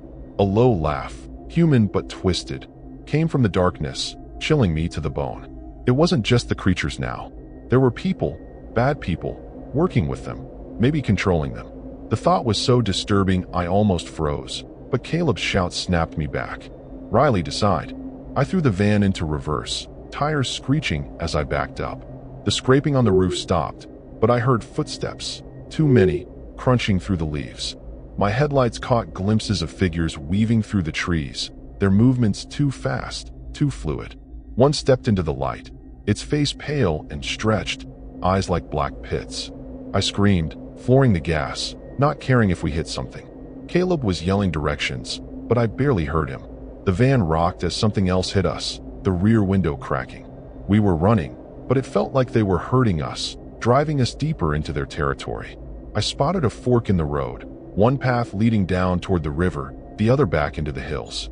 My gut screamed to avoid the water, too exposed, but the hills meant more trees, more cover for them. "River," Caleb said, reading my mind. I yanked the wheel, branches snapping under the tires.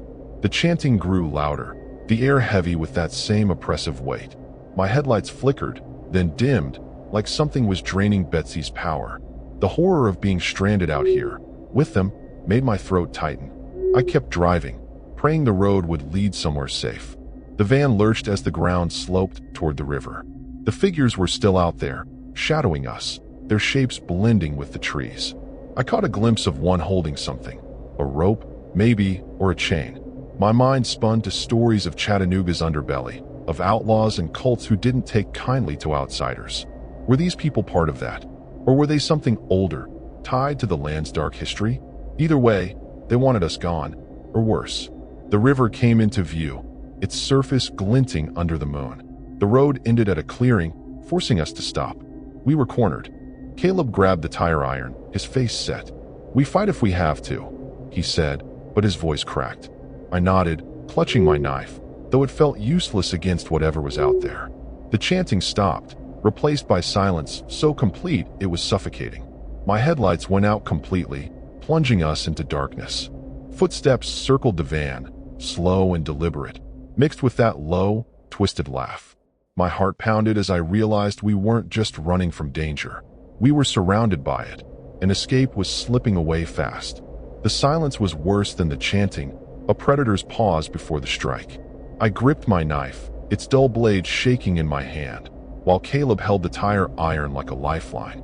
The van's headlights were dead, the river's faint glow our only light.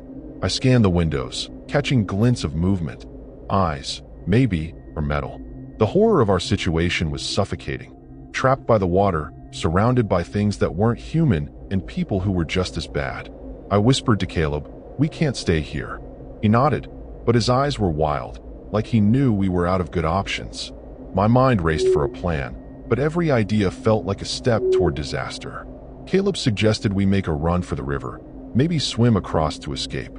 It sounded insane. October water would be freezing, and we didn't know how deep it was, but staying in the van was a death sentence. I hesitated, remembering a story from Asheville about a guy who drowned trying to flee a bad situation. But then a rock smashed through the side window, glass spraying across my lap. I screamed, scrambling back as a hand, pale, too long, reached through, clawing at the air. Caleb swung the tire iron, hitting it, and the hand vanished with a guttural snarl. We had to move. Now, we grabbed our phones and weapons, leaving everything else. I cracked the door, peering into the dark. The footsteps had stopped, but I felt eyes on us, waiting. "Go," I whispered, and we bolted, sprinting toward the river. The ground was slick, roots tripping us as we ran. Behind us, the van shook, metal screeching as something tore into it. My heart sank. Betsy was my home, but survival came first. The air was thick, oppressive, like the land itself was fighting us. I heard that laugh again, closer, mixed with whispers I couldn't understand. The horror of being hunted like this was paralyzing, but I kept running. The river was closer than I thought, its current fast and dark. Caleb was ahead, splashing into the shallows, but I froze. Shapes were emerging from the trees, tall figures and others, human-looking, with cruel grins. One held a flashlight, its beam pinning me like a spotlight. "You shouldn't be here," a man's voice called, low and mocking. My blood ran cold. These weren't just spirits or myths. These were people, maybe a cult, using the land's legends to scare off intruders. Or worse, working with something darker. I turned to run, but a sharp pain hit my leg. A rock, thrown hard. I stumbled, the knife slipping from my hand. Caleb shouted my name, already chest deep in the water. "Come on," he yelled, but the current was pulling at him, stronger than it looked. I limped toward the river, the flashlight beam still on me. The figures were closing in, their steps unhurried, like they knew we had nowhere to go. I made it to the water, the cold shocking my system, and waded in. Caleb was struggling, his arms flailing. "It's too strong," he gasped. I reached for him, but something grabbed my ankle. Cold, bony, not human. I kicked, screaming, but it held tight, dragging me under. The last thing I saw was Caleb's face, wide with terror, before the water swallowed me. I thrashed, lungs burning, the grip on my ankle unrelenting. My hands clawed at the riverbed, finding only mud. Above, I heard muffled shouts. Caleb, maybe, or the people on shore. The current yanked me free, but I surfaced too late, gasping in the dark. The flashlight beam was gone, the shore empty. No figures, no Caleb, just the river and me. I swam for the bank, my leg throbbing, every stroke a fight against the cold. When I crawled onto the mud, I collapsed, shivering, scanning for Caleb. Nothing. The van was a distant wreck, its lights faintly flickering. The horror of losing him, of what had grabbed me, was too much to process. I stumbled to my feet, limping toward the road, hoping to flag down help. My phone was gone, lost in the river, and my knife was long gone. The air felt lighter now, the oppressive weight gone, but that didn't comfort me. I kept hearing that laugh, those whispers, like they were burned into my brain. I walked for hours, the sky lightening, until a trucker spotted me on the highway. He took me to a Chattanooga hospital, asking questions I couldn't answer. The cops searched the bluff, but found nothing. No van, no Caleb, no barricade. Just an empty clearing and a faded, no trespassing sign. They called it a hallucination, blamed it on exposure or drugs. I knew better. Something was out there. People, creatures, maybe both, tied to Tennessee's dark heart. I'd made a deadly mistake parking on that bluff, ignoring the signs, thinking I could outrun the land's history. Caleb was gone, and Betsy with him. I moved back to Asheville, gave up van life, but the nightmares stayed. Every creak in my apartment, every shadow, feels like them, waiting. The tragedy wasn't just losing Caleb. It was knowing they're still out there, watching, ready for the next fool who trespasses. I'll never go back to Chattanooga. Some places are better left alone. There's secrets buried in the hills. If you're ever out there, in a van or not, trust your gut. If the air feels wrong, if the silence is too heavy, leave. Don't wait for the chanting, the handprints, or the laugh. I ignored the warnings, and it cost me everything. The horror of that night lives in me now, a scar that won't fade. I survived, but I'm not free. I don't think I ever will be.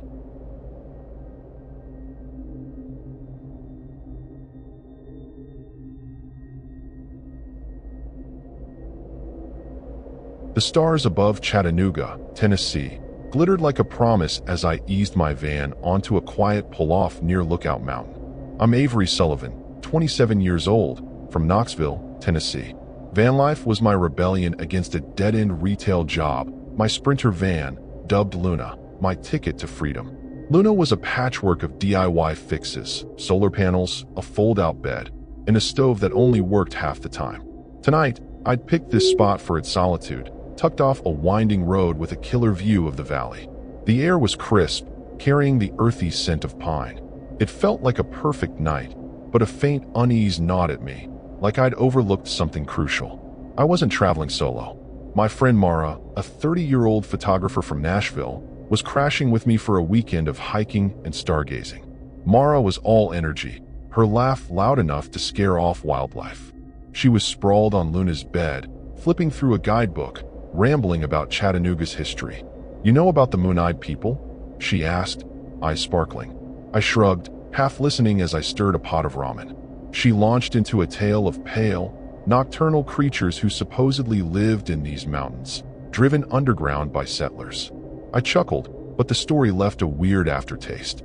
The pull-off was unmarked, just a gravel patch off Highway 193, no sign saying I couldn't park. Still, I'd heard whispers about Lookout Mountain, old feuds, strange disappearances. I brushed it off as small-town gossip. Mara and I had parked in sketchier spots before, like that lot in Georgia where a raccoon stole our bread. I locked Luna's doors, more out of habit than worry, and cracked a window for air. The night was quiet, too quiet, with no owls or crickets. It was unsettling, like the mountain was watching us, holding its breath. We ate our ramen, trading stories about bad dates and worse bosses. Mara teased me for my sloppy parking job, claiming Luna was crooked enough to roll downhill. I fired back about her snoring, which could wake a bear. It was easy, comfortable, the kind of night that made van life worth it. But as we washed dishes, I noticed a faint flicker in the distance, deep in the trees. It wasn't a campfire, too cold, too blue. "You see that?" I asked. Mara squinted, then shrugged. "Maybe a hiker's headlamp," she said, but her tone was off, like she didn't believe it. I tried to ignore the flicker, but it kept drawing my eye, pulsing like a heartbeat. My gut told me to pack up and leave, but I didn't want to seem paranoid. Mara was already yawning, ready to crash. I told myself it was nothing, just my imagination hyped up by her creepy story. Still, I double-checked the locks and slid a wrench under my pillow, a trick I'd picked up after a rough night in Alabama. Chattanooga was safe, I reasoned, touristy, friendly. But the flicker didn't stop, and neither did the feeling that we weren't as alone as I'd thought. Mara fell asleep fast, her guidebook splayed across her chest. I stayed up, scrolling through my phone, but the signal was weak, barely enough to load a page.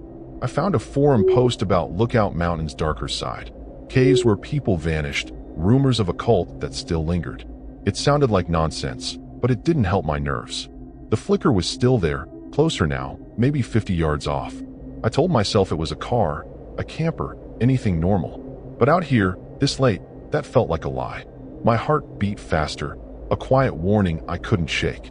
I lay down, but sleep was a lost cause. Luna's walls felt too thin, the night too vast. Every creak of the van sounded like a step, every gust of wind like a whisper. I kept picturing those moon-eyed people, pale and silent, creeping through the dark. It was ridiculous. Mara's stories were getting to me, but the mountain's history felt heavy, like it carried grudges. I checked my watch. 1 a.m. dawn was hours away.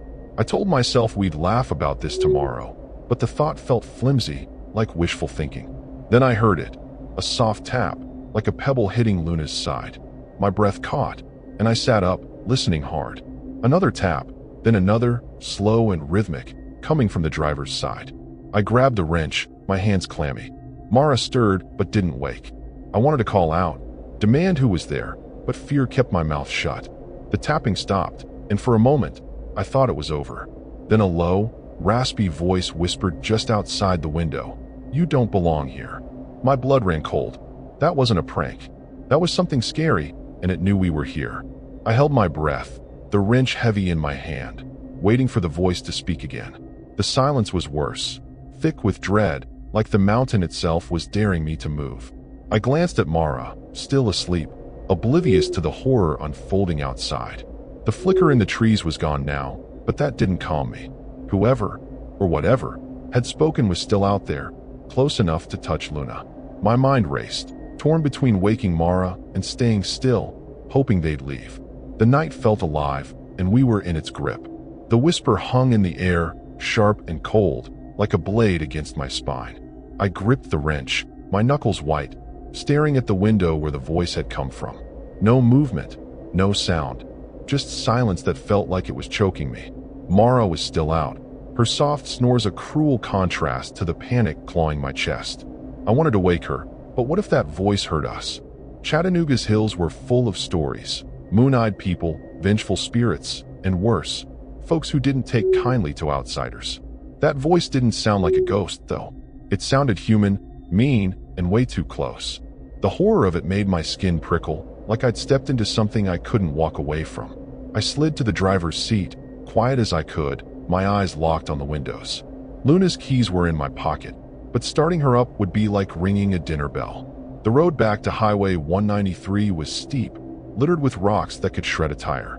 I'd parked here for the view, not thinking about escape routes. A rookie mistake I was kicking myself for now. Back in Knoxville, I'd always scoped out exits after a creepy night near a truck stop. Why'd I get sloppy here? The thought of those words, "You don't belong here," looped in my head, each repeat more disturbing than the last. I nudged Mara, whispering her name. She blinked awake, groggy, muttering, "What's wrong?" I told her about the voice, keeping my voice low, pointing to the window. Her eyes widened, sleep gone in a flash. "You sure it wasn't a dream?" she asked, but the fear in her voice said she believed me. We listened, holding our breath, but the night was dead quiet now. Too quiet. No taps, no whispers, just that heavy, scary stillness that made Lookout Mountain feel like a trap. Mara grabbed her phone, checking for a signal. Nothing. Mine was the same, dead as a brick. That wasn't just bad luck. We debated our options, whispering so soft it barely counted as sound. Driving out was risky, Luna's engine was loud, and the road was a gamble. Staying put felt worse, like waiting for whoever spoke to come back with friends. Mara suggested we hike to the highway, maybe flag down a car. I shot that down fast. Wandering in the dark, with no idea what was out there? No way. I thought about a night in Georgia when we'd stayed put after hearing coyotes, safe till dawn. But this wasn't coyotes. This was something, or someone, way more terrifying. Then it came again, a tap, sharper this time, on the rear door. Mara gasped, clutching my arm. Another tap, then a scrape, like something dragging across Luna's paint.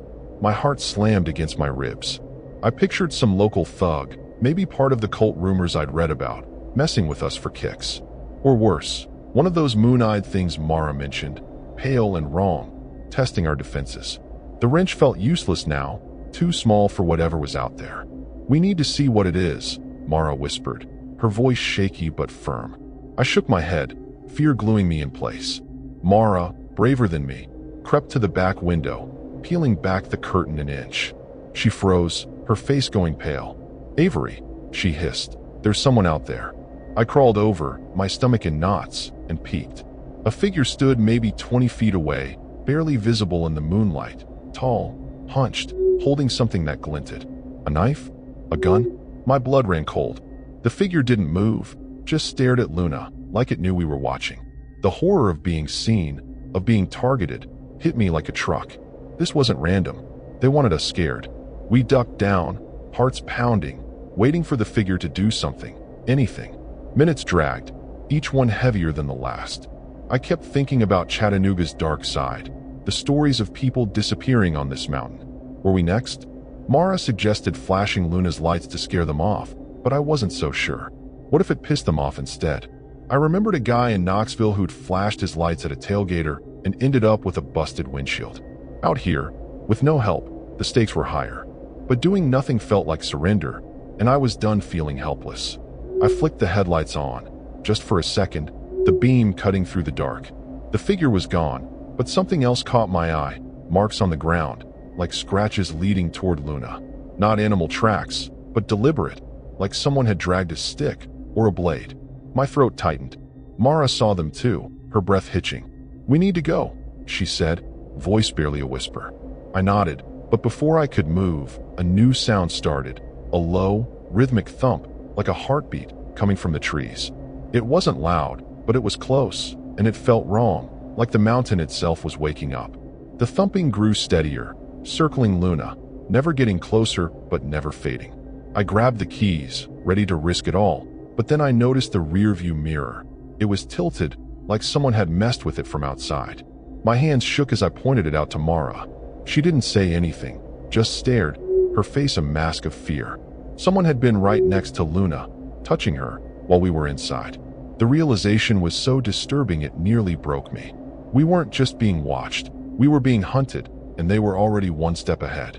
The thumping heartbeat sound pulsed through the trees, steady and unnatural, like it was burrowing into my skull. I clutched the keys, my hands shaking so bad I could barely hold them. Mara was crouched beside me, her eyes darting to the windows, her breath shallow. The tilted mirror and those scratches on the ground weren't just signs anymore. They were proof someone, or something, was out there, messing with us. That voice, "You don't belong here," echoed in my head, its raspy edge more disturbing every time I replayed it. Lookout Mountain felt alive, its myths crawling out of the dark, and we were caught in the middle of something scary, something that didn't want us here. I whispered to Mara that we needed to act, not just sit here like prey. She nodded, but her face was pale, her usual spark gone. "What if it's those moon-eyed people?" she said, half joking, but her voice cracked. I wanted to laugh it off, but the thumping, the scratches, the voice, it all felt too real, too tied to Chattanooga's creepy legends. I grabbed my wrench, and Mara pulled a pocket knife from her bag, its blade small but sharp. It wasn't much, but it was something. We sat back to back, watching both sides of Luna, every creak of the van making my heart jump. The air felt thick, like it was pressing us down. Then it hit, a loud bang on Luna's roof, like a rock dropped from above. I yelped, my wrench raised, while Mara gripped her knife, her knuckles white.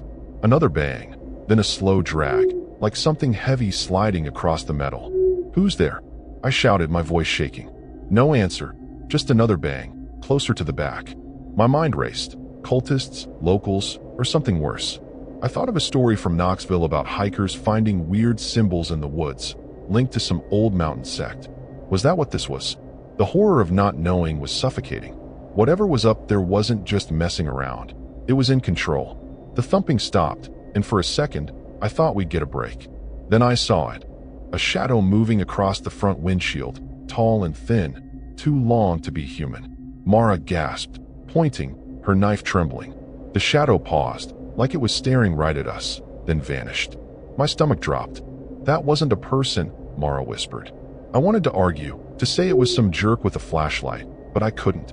That shadow was wrong, like it belonged to the moon-eyed people or something even more terrifying. The van felt like a cage now, trapping us with whatever was circling outside. I scrambled to the driver's seat, ready to start Luna and bolt, but a new sound froze me, a low, guttural chant coming from the trees. It wasn't one voice, it was several, weaving together in a rhythm that made my skin crawl.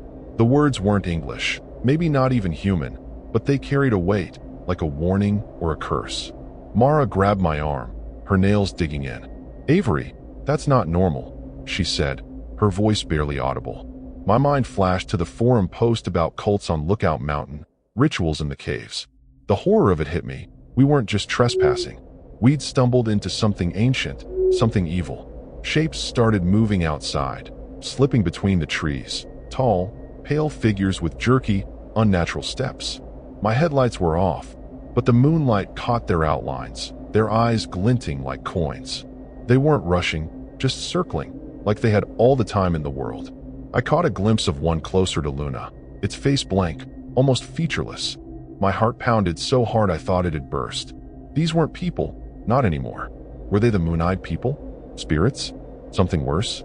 The chanting grew louder, the air so heavy I could barely breathe. Mara was whispering something, maybe a prayer, her knife useless in her shaking hand. Then I noticed my phone, dead earlier, now glowing faintly on the dashboard. The screen flickered, showing a single word: run. I showed Mara, my hands trembling. She didn't speak, just stared, her face a mask of fear. The word wasn't a glitch, it was a message, and it wasn't friendly. The chanting shifted, sharper now, like it was building to something. A loud crack split the air, and Luna rocked as something heavy landed on the roof again. The metal groaned, denting inward. I screamed, dropping the keys.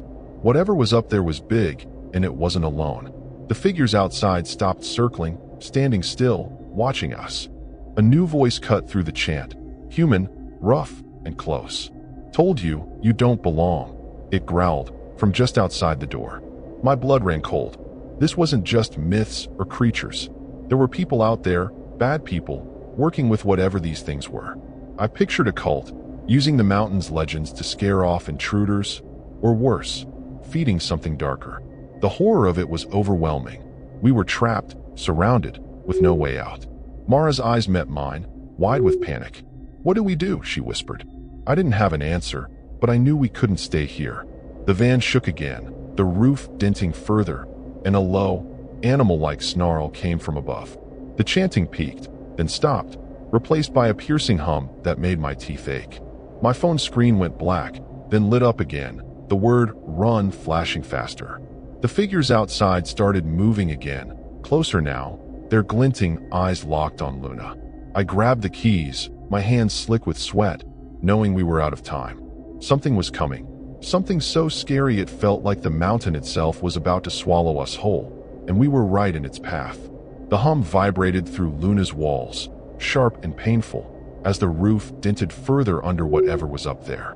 I fumbled the keys, my hands shaking like crazy, and jammed them into the ignition. "We're out of here," I hissed at Mara, who nodded, her pocket knife trembling in her grip. Luna's engine roared to life, loud enough to wake the dead, or whatever those things outside were.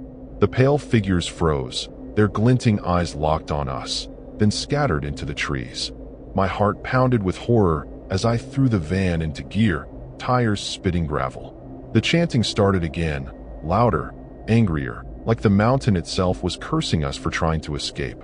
The road down Lookout Mountain was a nightmare, narrow, twisting, with branches clawing at Luna's sides. I swerved to avoid a rock, nearly clipping a tree, my knuckles white on the wheel. Mara braced herself, shouting, "Faster, Avery!" A figure darted across the path, pale and too tall, its face a blank smear.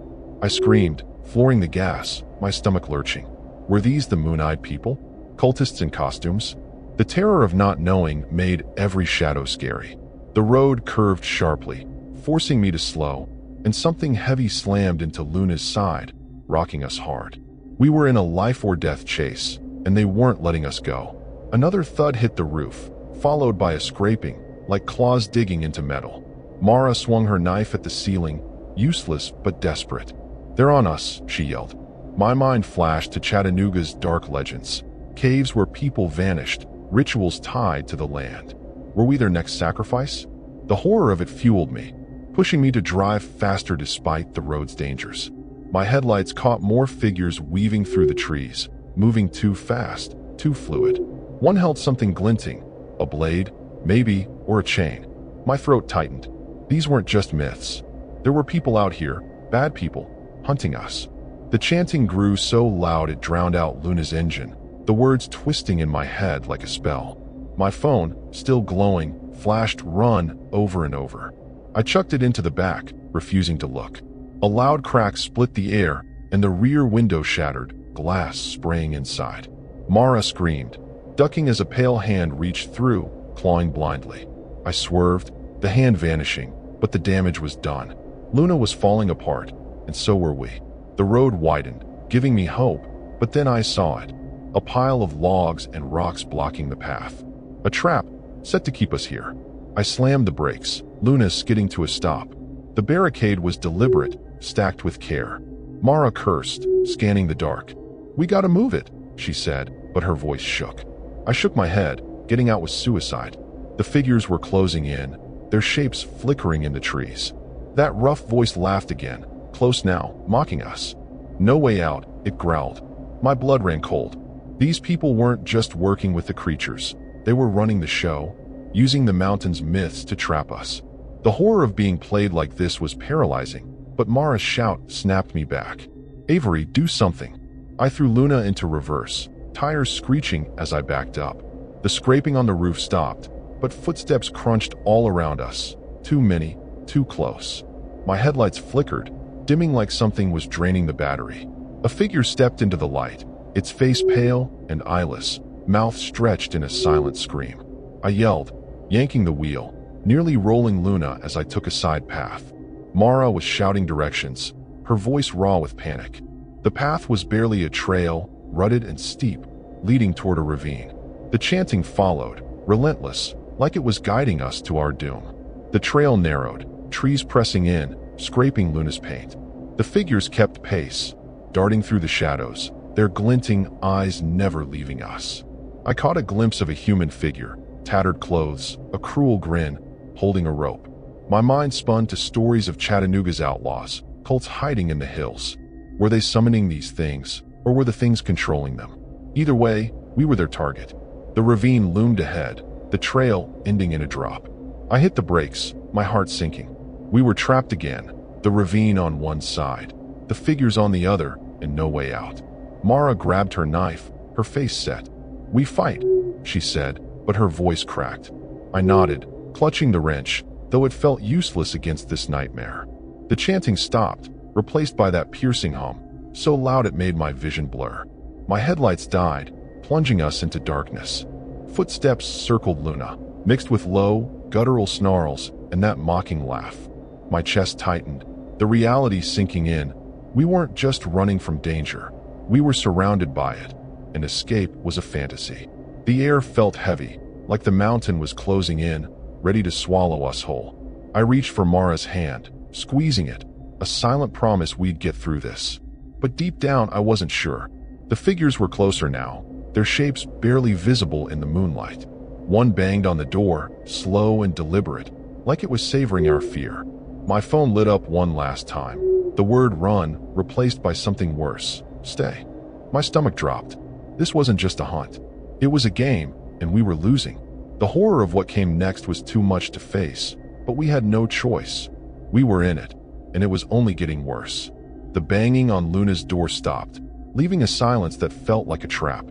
I gripped the wrench, Mara's hand tight in mine, her knife raised. The ravine's edge was feet away, the figures circling us in the dark.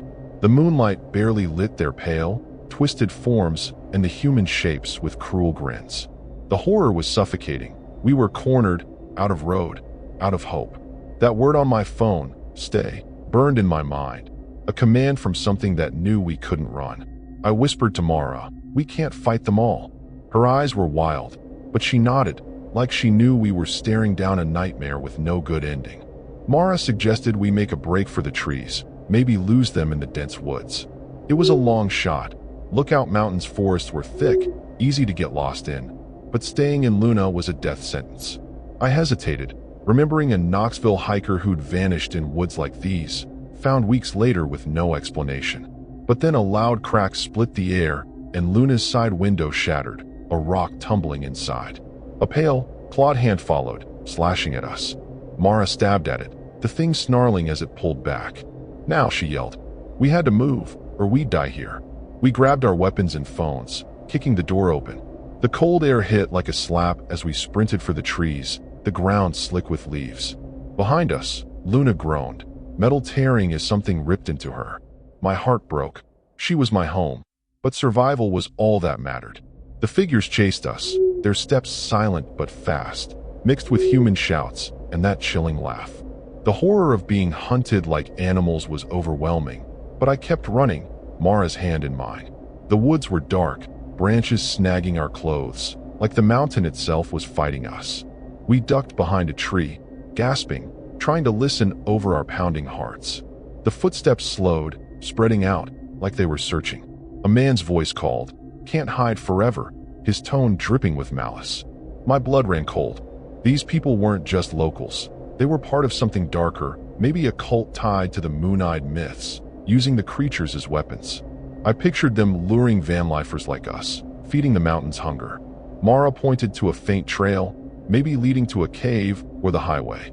It was a gamble, but we took it, moving low, praying we'd make it. The trail led to a rocky outcrop, a shallow cave barely visible. We slipped inside, huddling against the damp stone, our breaths loud in the dark. The footsteps were fainter now, but the hum started again, low and pulsing, coming from deeper in the cave. My stomach dropped. We'd walked into a trap, not an escape. Mara's phone lit up, showing the same word mine had, "Stay." She threw it down, the screen cracking. "What are they?" she whispered, her voice breaking. I didn't answer. I couldn't. The horror of realizing the cave wasn't safe, that we'd been herded here, was too much. A shadow moved at the cave's mouth, tall and pale, its eyes glinting. Mara screamed, swinging her knife, but it didn't flinch, just stepped closer. Human figures appeared behind it, their faces hidden in shadow, one holding a rope. "Told you," the rough voice said, laughing. I swung my wrench, hitting the pale thing, but it barely reacted, its claw slashing my arm. Pain exploded, blood soaking my sleeve. Mara pulled me back, deeper into the cave, but the hum grew louder, the air heavy with that oppressive weight. The figures closed in, slow and deliberate, like they knew we had nowhere left to go. We stumbled deeper, the cave narrowing, the hum now a deafening roar. My arm throbbed, my vision blurring from pain or fear, or both. Mara was crying, her knife gone, her hands shaking as she pushed me forward. The cave walls were carved with symbols, old and wrong, like the ones from those cult stories. My heart sank. This wasn't just a hideout, it was their place, their altar. The horror of what they'd planned for us hit like a wave. I tripped, falling hard, and Mara tried to pull me up, but the shadows were on us, pale claws and human hands grabbing, pulling us apart. I fought, kicking and screaming, but they were too strong. Mara's screams echoed, then went silent, cut off by a sickening thud. I thrashed, my arm burning, but a rope looped around my neck, tightening until I couldn't breathe. The last thing I saw was the pale figure's eyeless face, its mouth stretching wider, and the human shapes behind it, chanting softly. Darkness took me, the hum fading as my body went limp. I woke alone on the highway, bloodied, my arm scarred, no sign of Mara or Luna. A passing driver found me, half dead, babbling about the cave. The cops found nothing, no cave, no symbols, no Mara. They called it a breakdown, said I'd wandered off, but I know the truth. Lookout Mountain took her, those things, and their human keepers claiming another victim. I'd made a deadly mistake parking there, ignoring the whispers, thinking we were safe. I left Chattanooga, Vanlife behind, but the nightmares stay, those eyes, that laugh, Mara's scream. The tragedy isn't just her loss. It's knowing they're still out there, waiting in the dark, for the next fool who thinks they can outrun the mountain's secrets. I survived, but I'll never be whole again.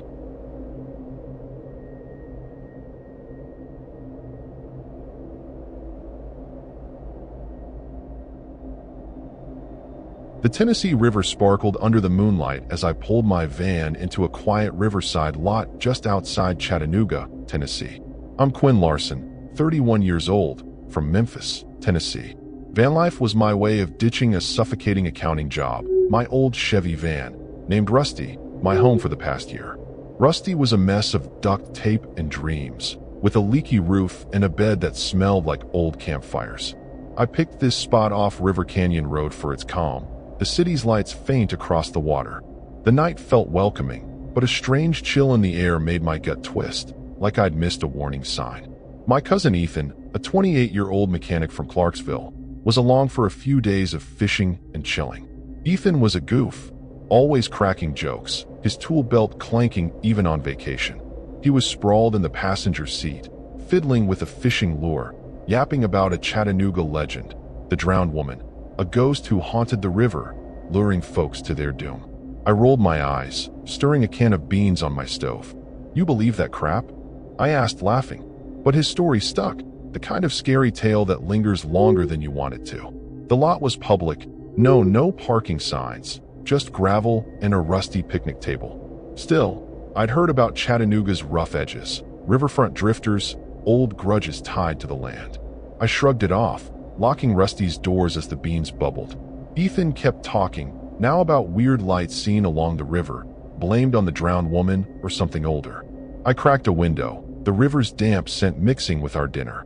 The night was still, no frogs or ripples, just an eerie quiet that felt wrong, like the water was holding its breath. We ate, joking about Rusty's squeaky shocks and Ethan's terrible cooking back home. He mocked my bean obsession, and I teased his snoring, loud enough to scare fish. It was easy, the kind of night that made Vanlife feel like freedom. But as we cleaned up, I caught a faint shimmer on the river. Too steady for a reflection, too pale for a boat. "You see that?" I asked, pointing. Ethan squinted, then shrugged. "Probably a buoy," he said, but his voice was tight, like he didn't buy it. The shimmer didn't move, just hovered, watching us. I tried to shake it off, but that shimmer kept pulling my eyes, like it was daring me to look. My gut screamed to leave, but I didn't want to spook Ethan. He was already yawning, ready to crash on Rusty's fold-out bed. I told myself it was nothing, just river lights playing tricks.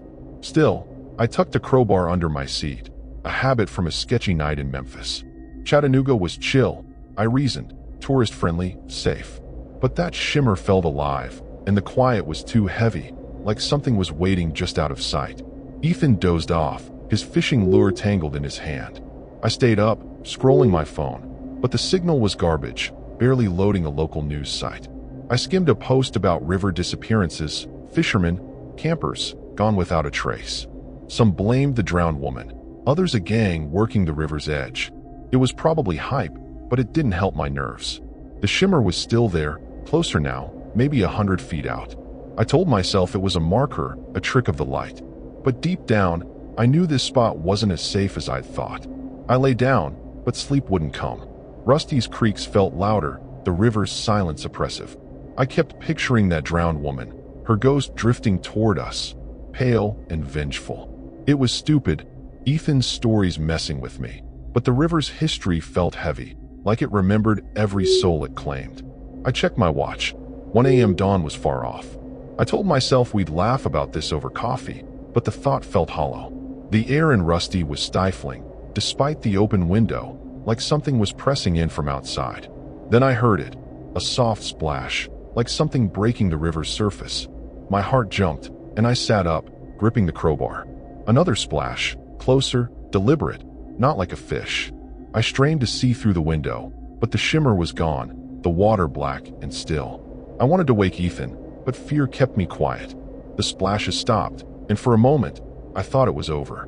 Then a low, wet gurgle came from just outside Rusty's door, like someone, or something, breathing through water. My blood ran cold. This wasn't a story. This was real, and it was here. I held the crowbar tighter, my eyes locked on the door, waiting for that gurgle to come again. The silence was worse, thick with dread, like the river was hiding something awful. Ethan slept on, clueless, while I sat frozen, every nerve screaming that we weren't alone. The night felt alive, and we were in its sights, caught in a horror I couldn't yet name. The gurgling sound outside Rusty's door stopped, but my heart kept pounding like it was trying to break free. I gripped the crowbar, my eyes glued to the window, waiting for another splash or worse. Ethan was still snoring, oblivious, his fishing lure glinting in his lap. I wanted to shake him awake, but fear kept me still. What if that thing heard us? Chattanooga's riverfront had its share of drifters, maybe some creep messing with us, but that gurgle wasn't human. It was wet, wrong, like something from Ethan's drowned woman story. The horror of it sank in, making my skin crawl. I was starting to think we'd parked in the wrong spot, and it wasn't just my nerves talking. I slid to the driver's seat, quiet as a mouse, checking the keys in my pocket.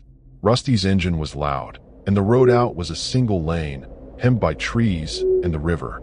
If we tried to peel out, we'd be heard a mile away.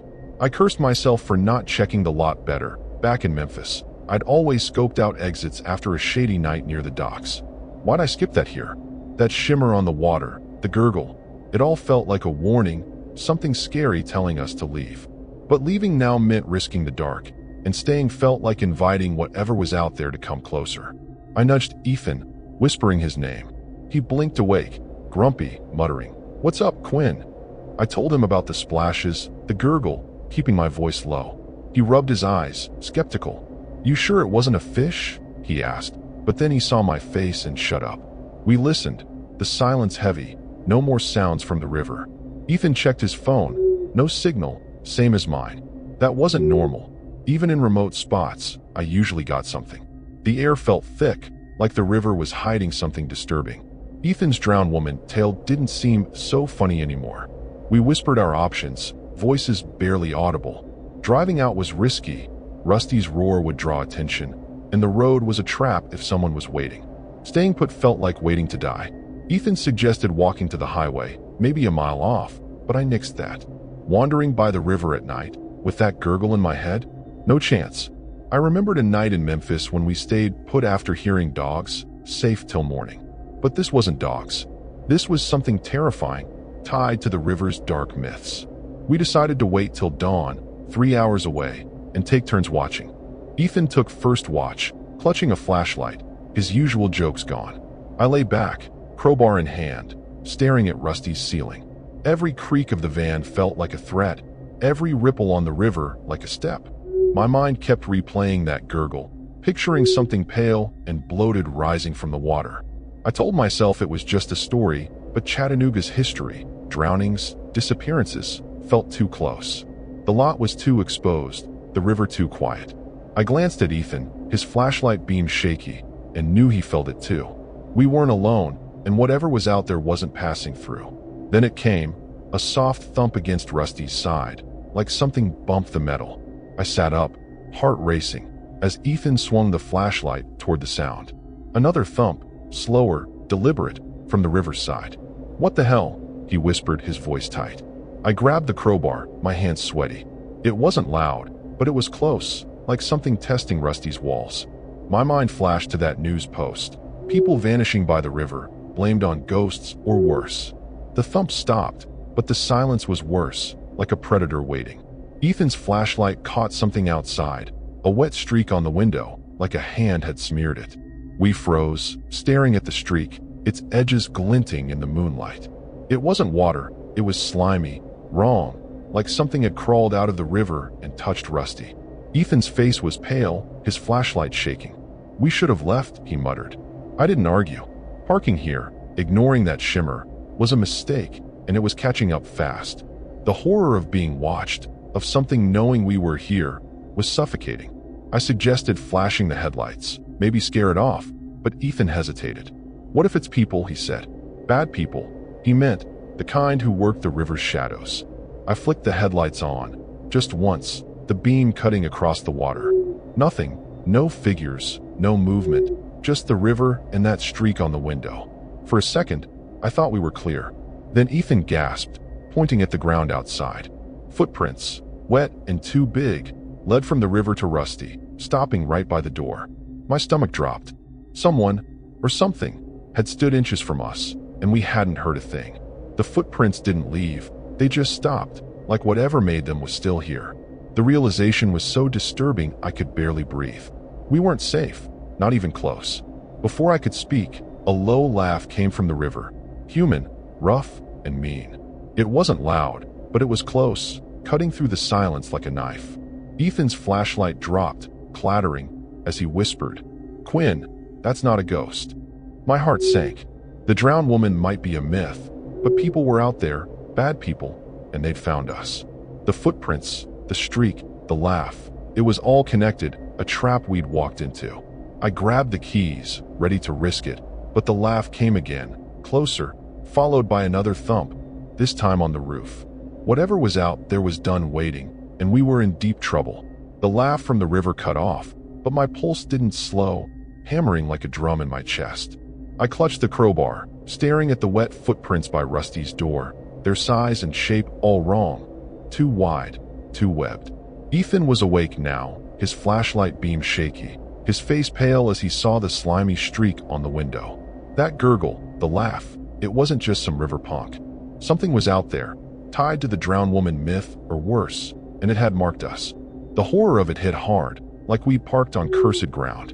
Chattanooga's river had stories, ghosts, gangs, things that didn't stay dead, and we were smack in the middle of one. I whispered to Ethan we needed a plan, anything to stop feeling like bait. He nodded, grabbing a hammer from his tool belt, his usual grin gone. "What if it's her?" he said, meaning the drowned woman. I wanted to scoff, but those footprints weren't human, and that laugh was too real. We sat low, watching the windows, Rusty's walls feeling thinner by the second. Every ripple on the river sounded like a step, every shadow a threat. My mind spun to a Memphis story about a boater finding bones in the Mississippi, blamed on something unnatural. This felt like that, only scarier, and we were trapped. A loud splash broke the silence, right by the van, like something heavy hit the water. I flinched, crowbar raised, while Ethan aimed his flashlight outside. Nothing, just the river, black and still. Then came a scraping, slow and deliberate, along Rusty's undercarriage. My stomach dropped.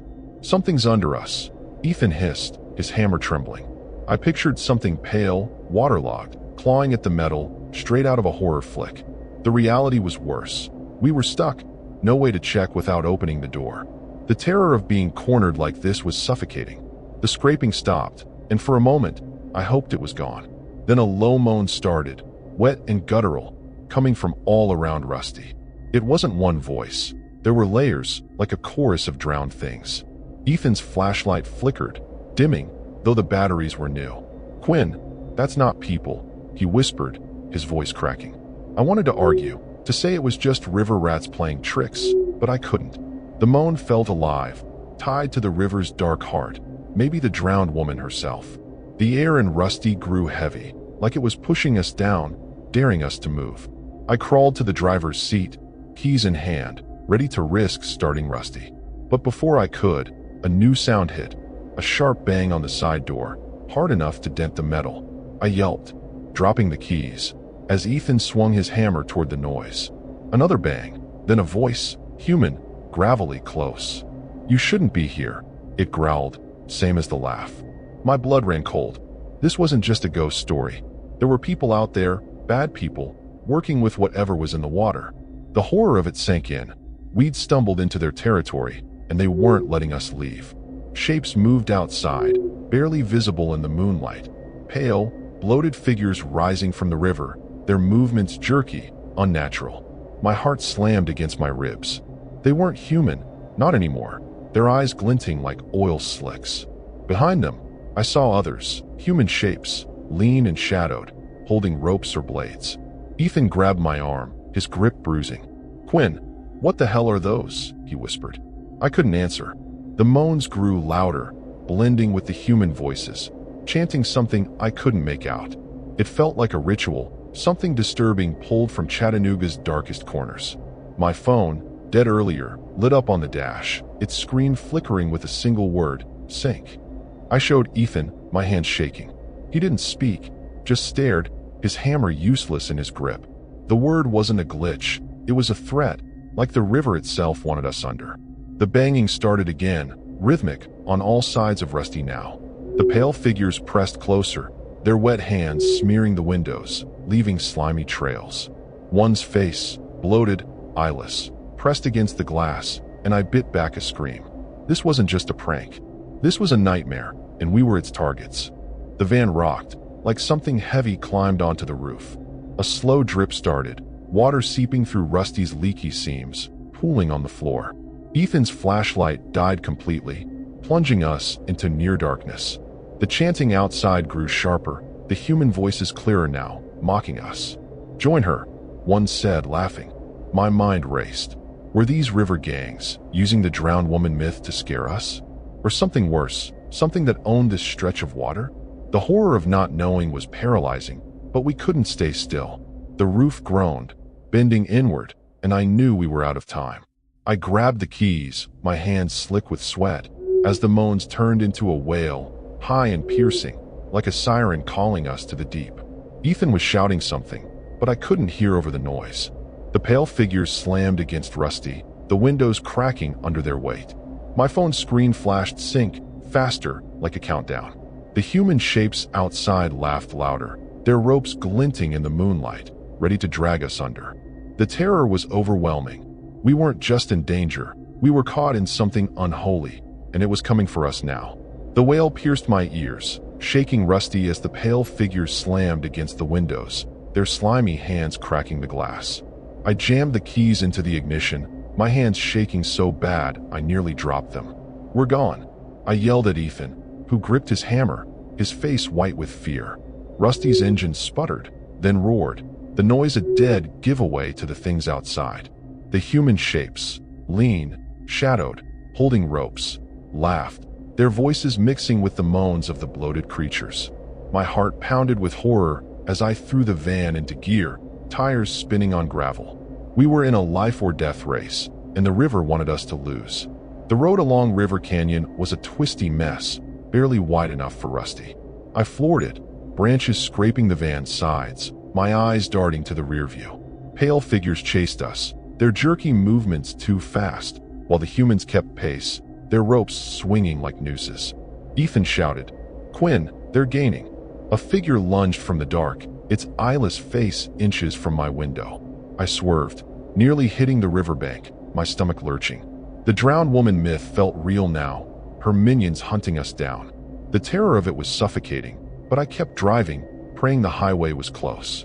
Something heavy hit Rusty's roof, the metal denting with a groan. Ethan swung his hammer at the ceiling, yelling, "Get off!" A wet thud answered, like something slid off, but the moans didn't stop, echoing from the water. My phone kept flashing sync, the word pulsing like a heartbeat. I chucked it into the back, focusing on the road. A human voice shouted, "You can't run. Close, too close." My mind spun to Chattanooga's river gangs, maybe using the myth to trap us, or worse, serving something older. The horror of being hunted by both people and monsters was overwhelming, but stopping wasn't an option. The road curved sharply, forcing me to slow. A barricade loomed ahead, logs and rocks, stacked with purpose. My heart sank. This was a trap, just like the myths warned. Trespassers never left the river. I slammed the brakes, Rusty skidding. Ethan cursed, scanning the dark. "We gotta move it," he said, but his voice shook. I shook my head, getting out was suicide. The pale figures were closer, their bloated hands clawing the air, while the humans circled, their laughter chilling. The reality was scary. We were cornered, the river on one side, the barricade on the other, and no way through. I threw Rusty into reverse, tires screeching as I backed up. A pale creature slammed into the windshield, cracking it, its eyeless face pressed against the glass. I screamed, yanking the wheel, shaking it off. Ethan swung his hammer, useless against the swarm. The human voices chanted now, low and rhythmic, like they were calling the creatures. My headlights flickered, dimming, like the river was draining Rusty's life.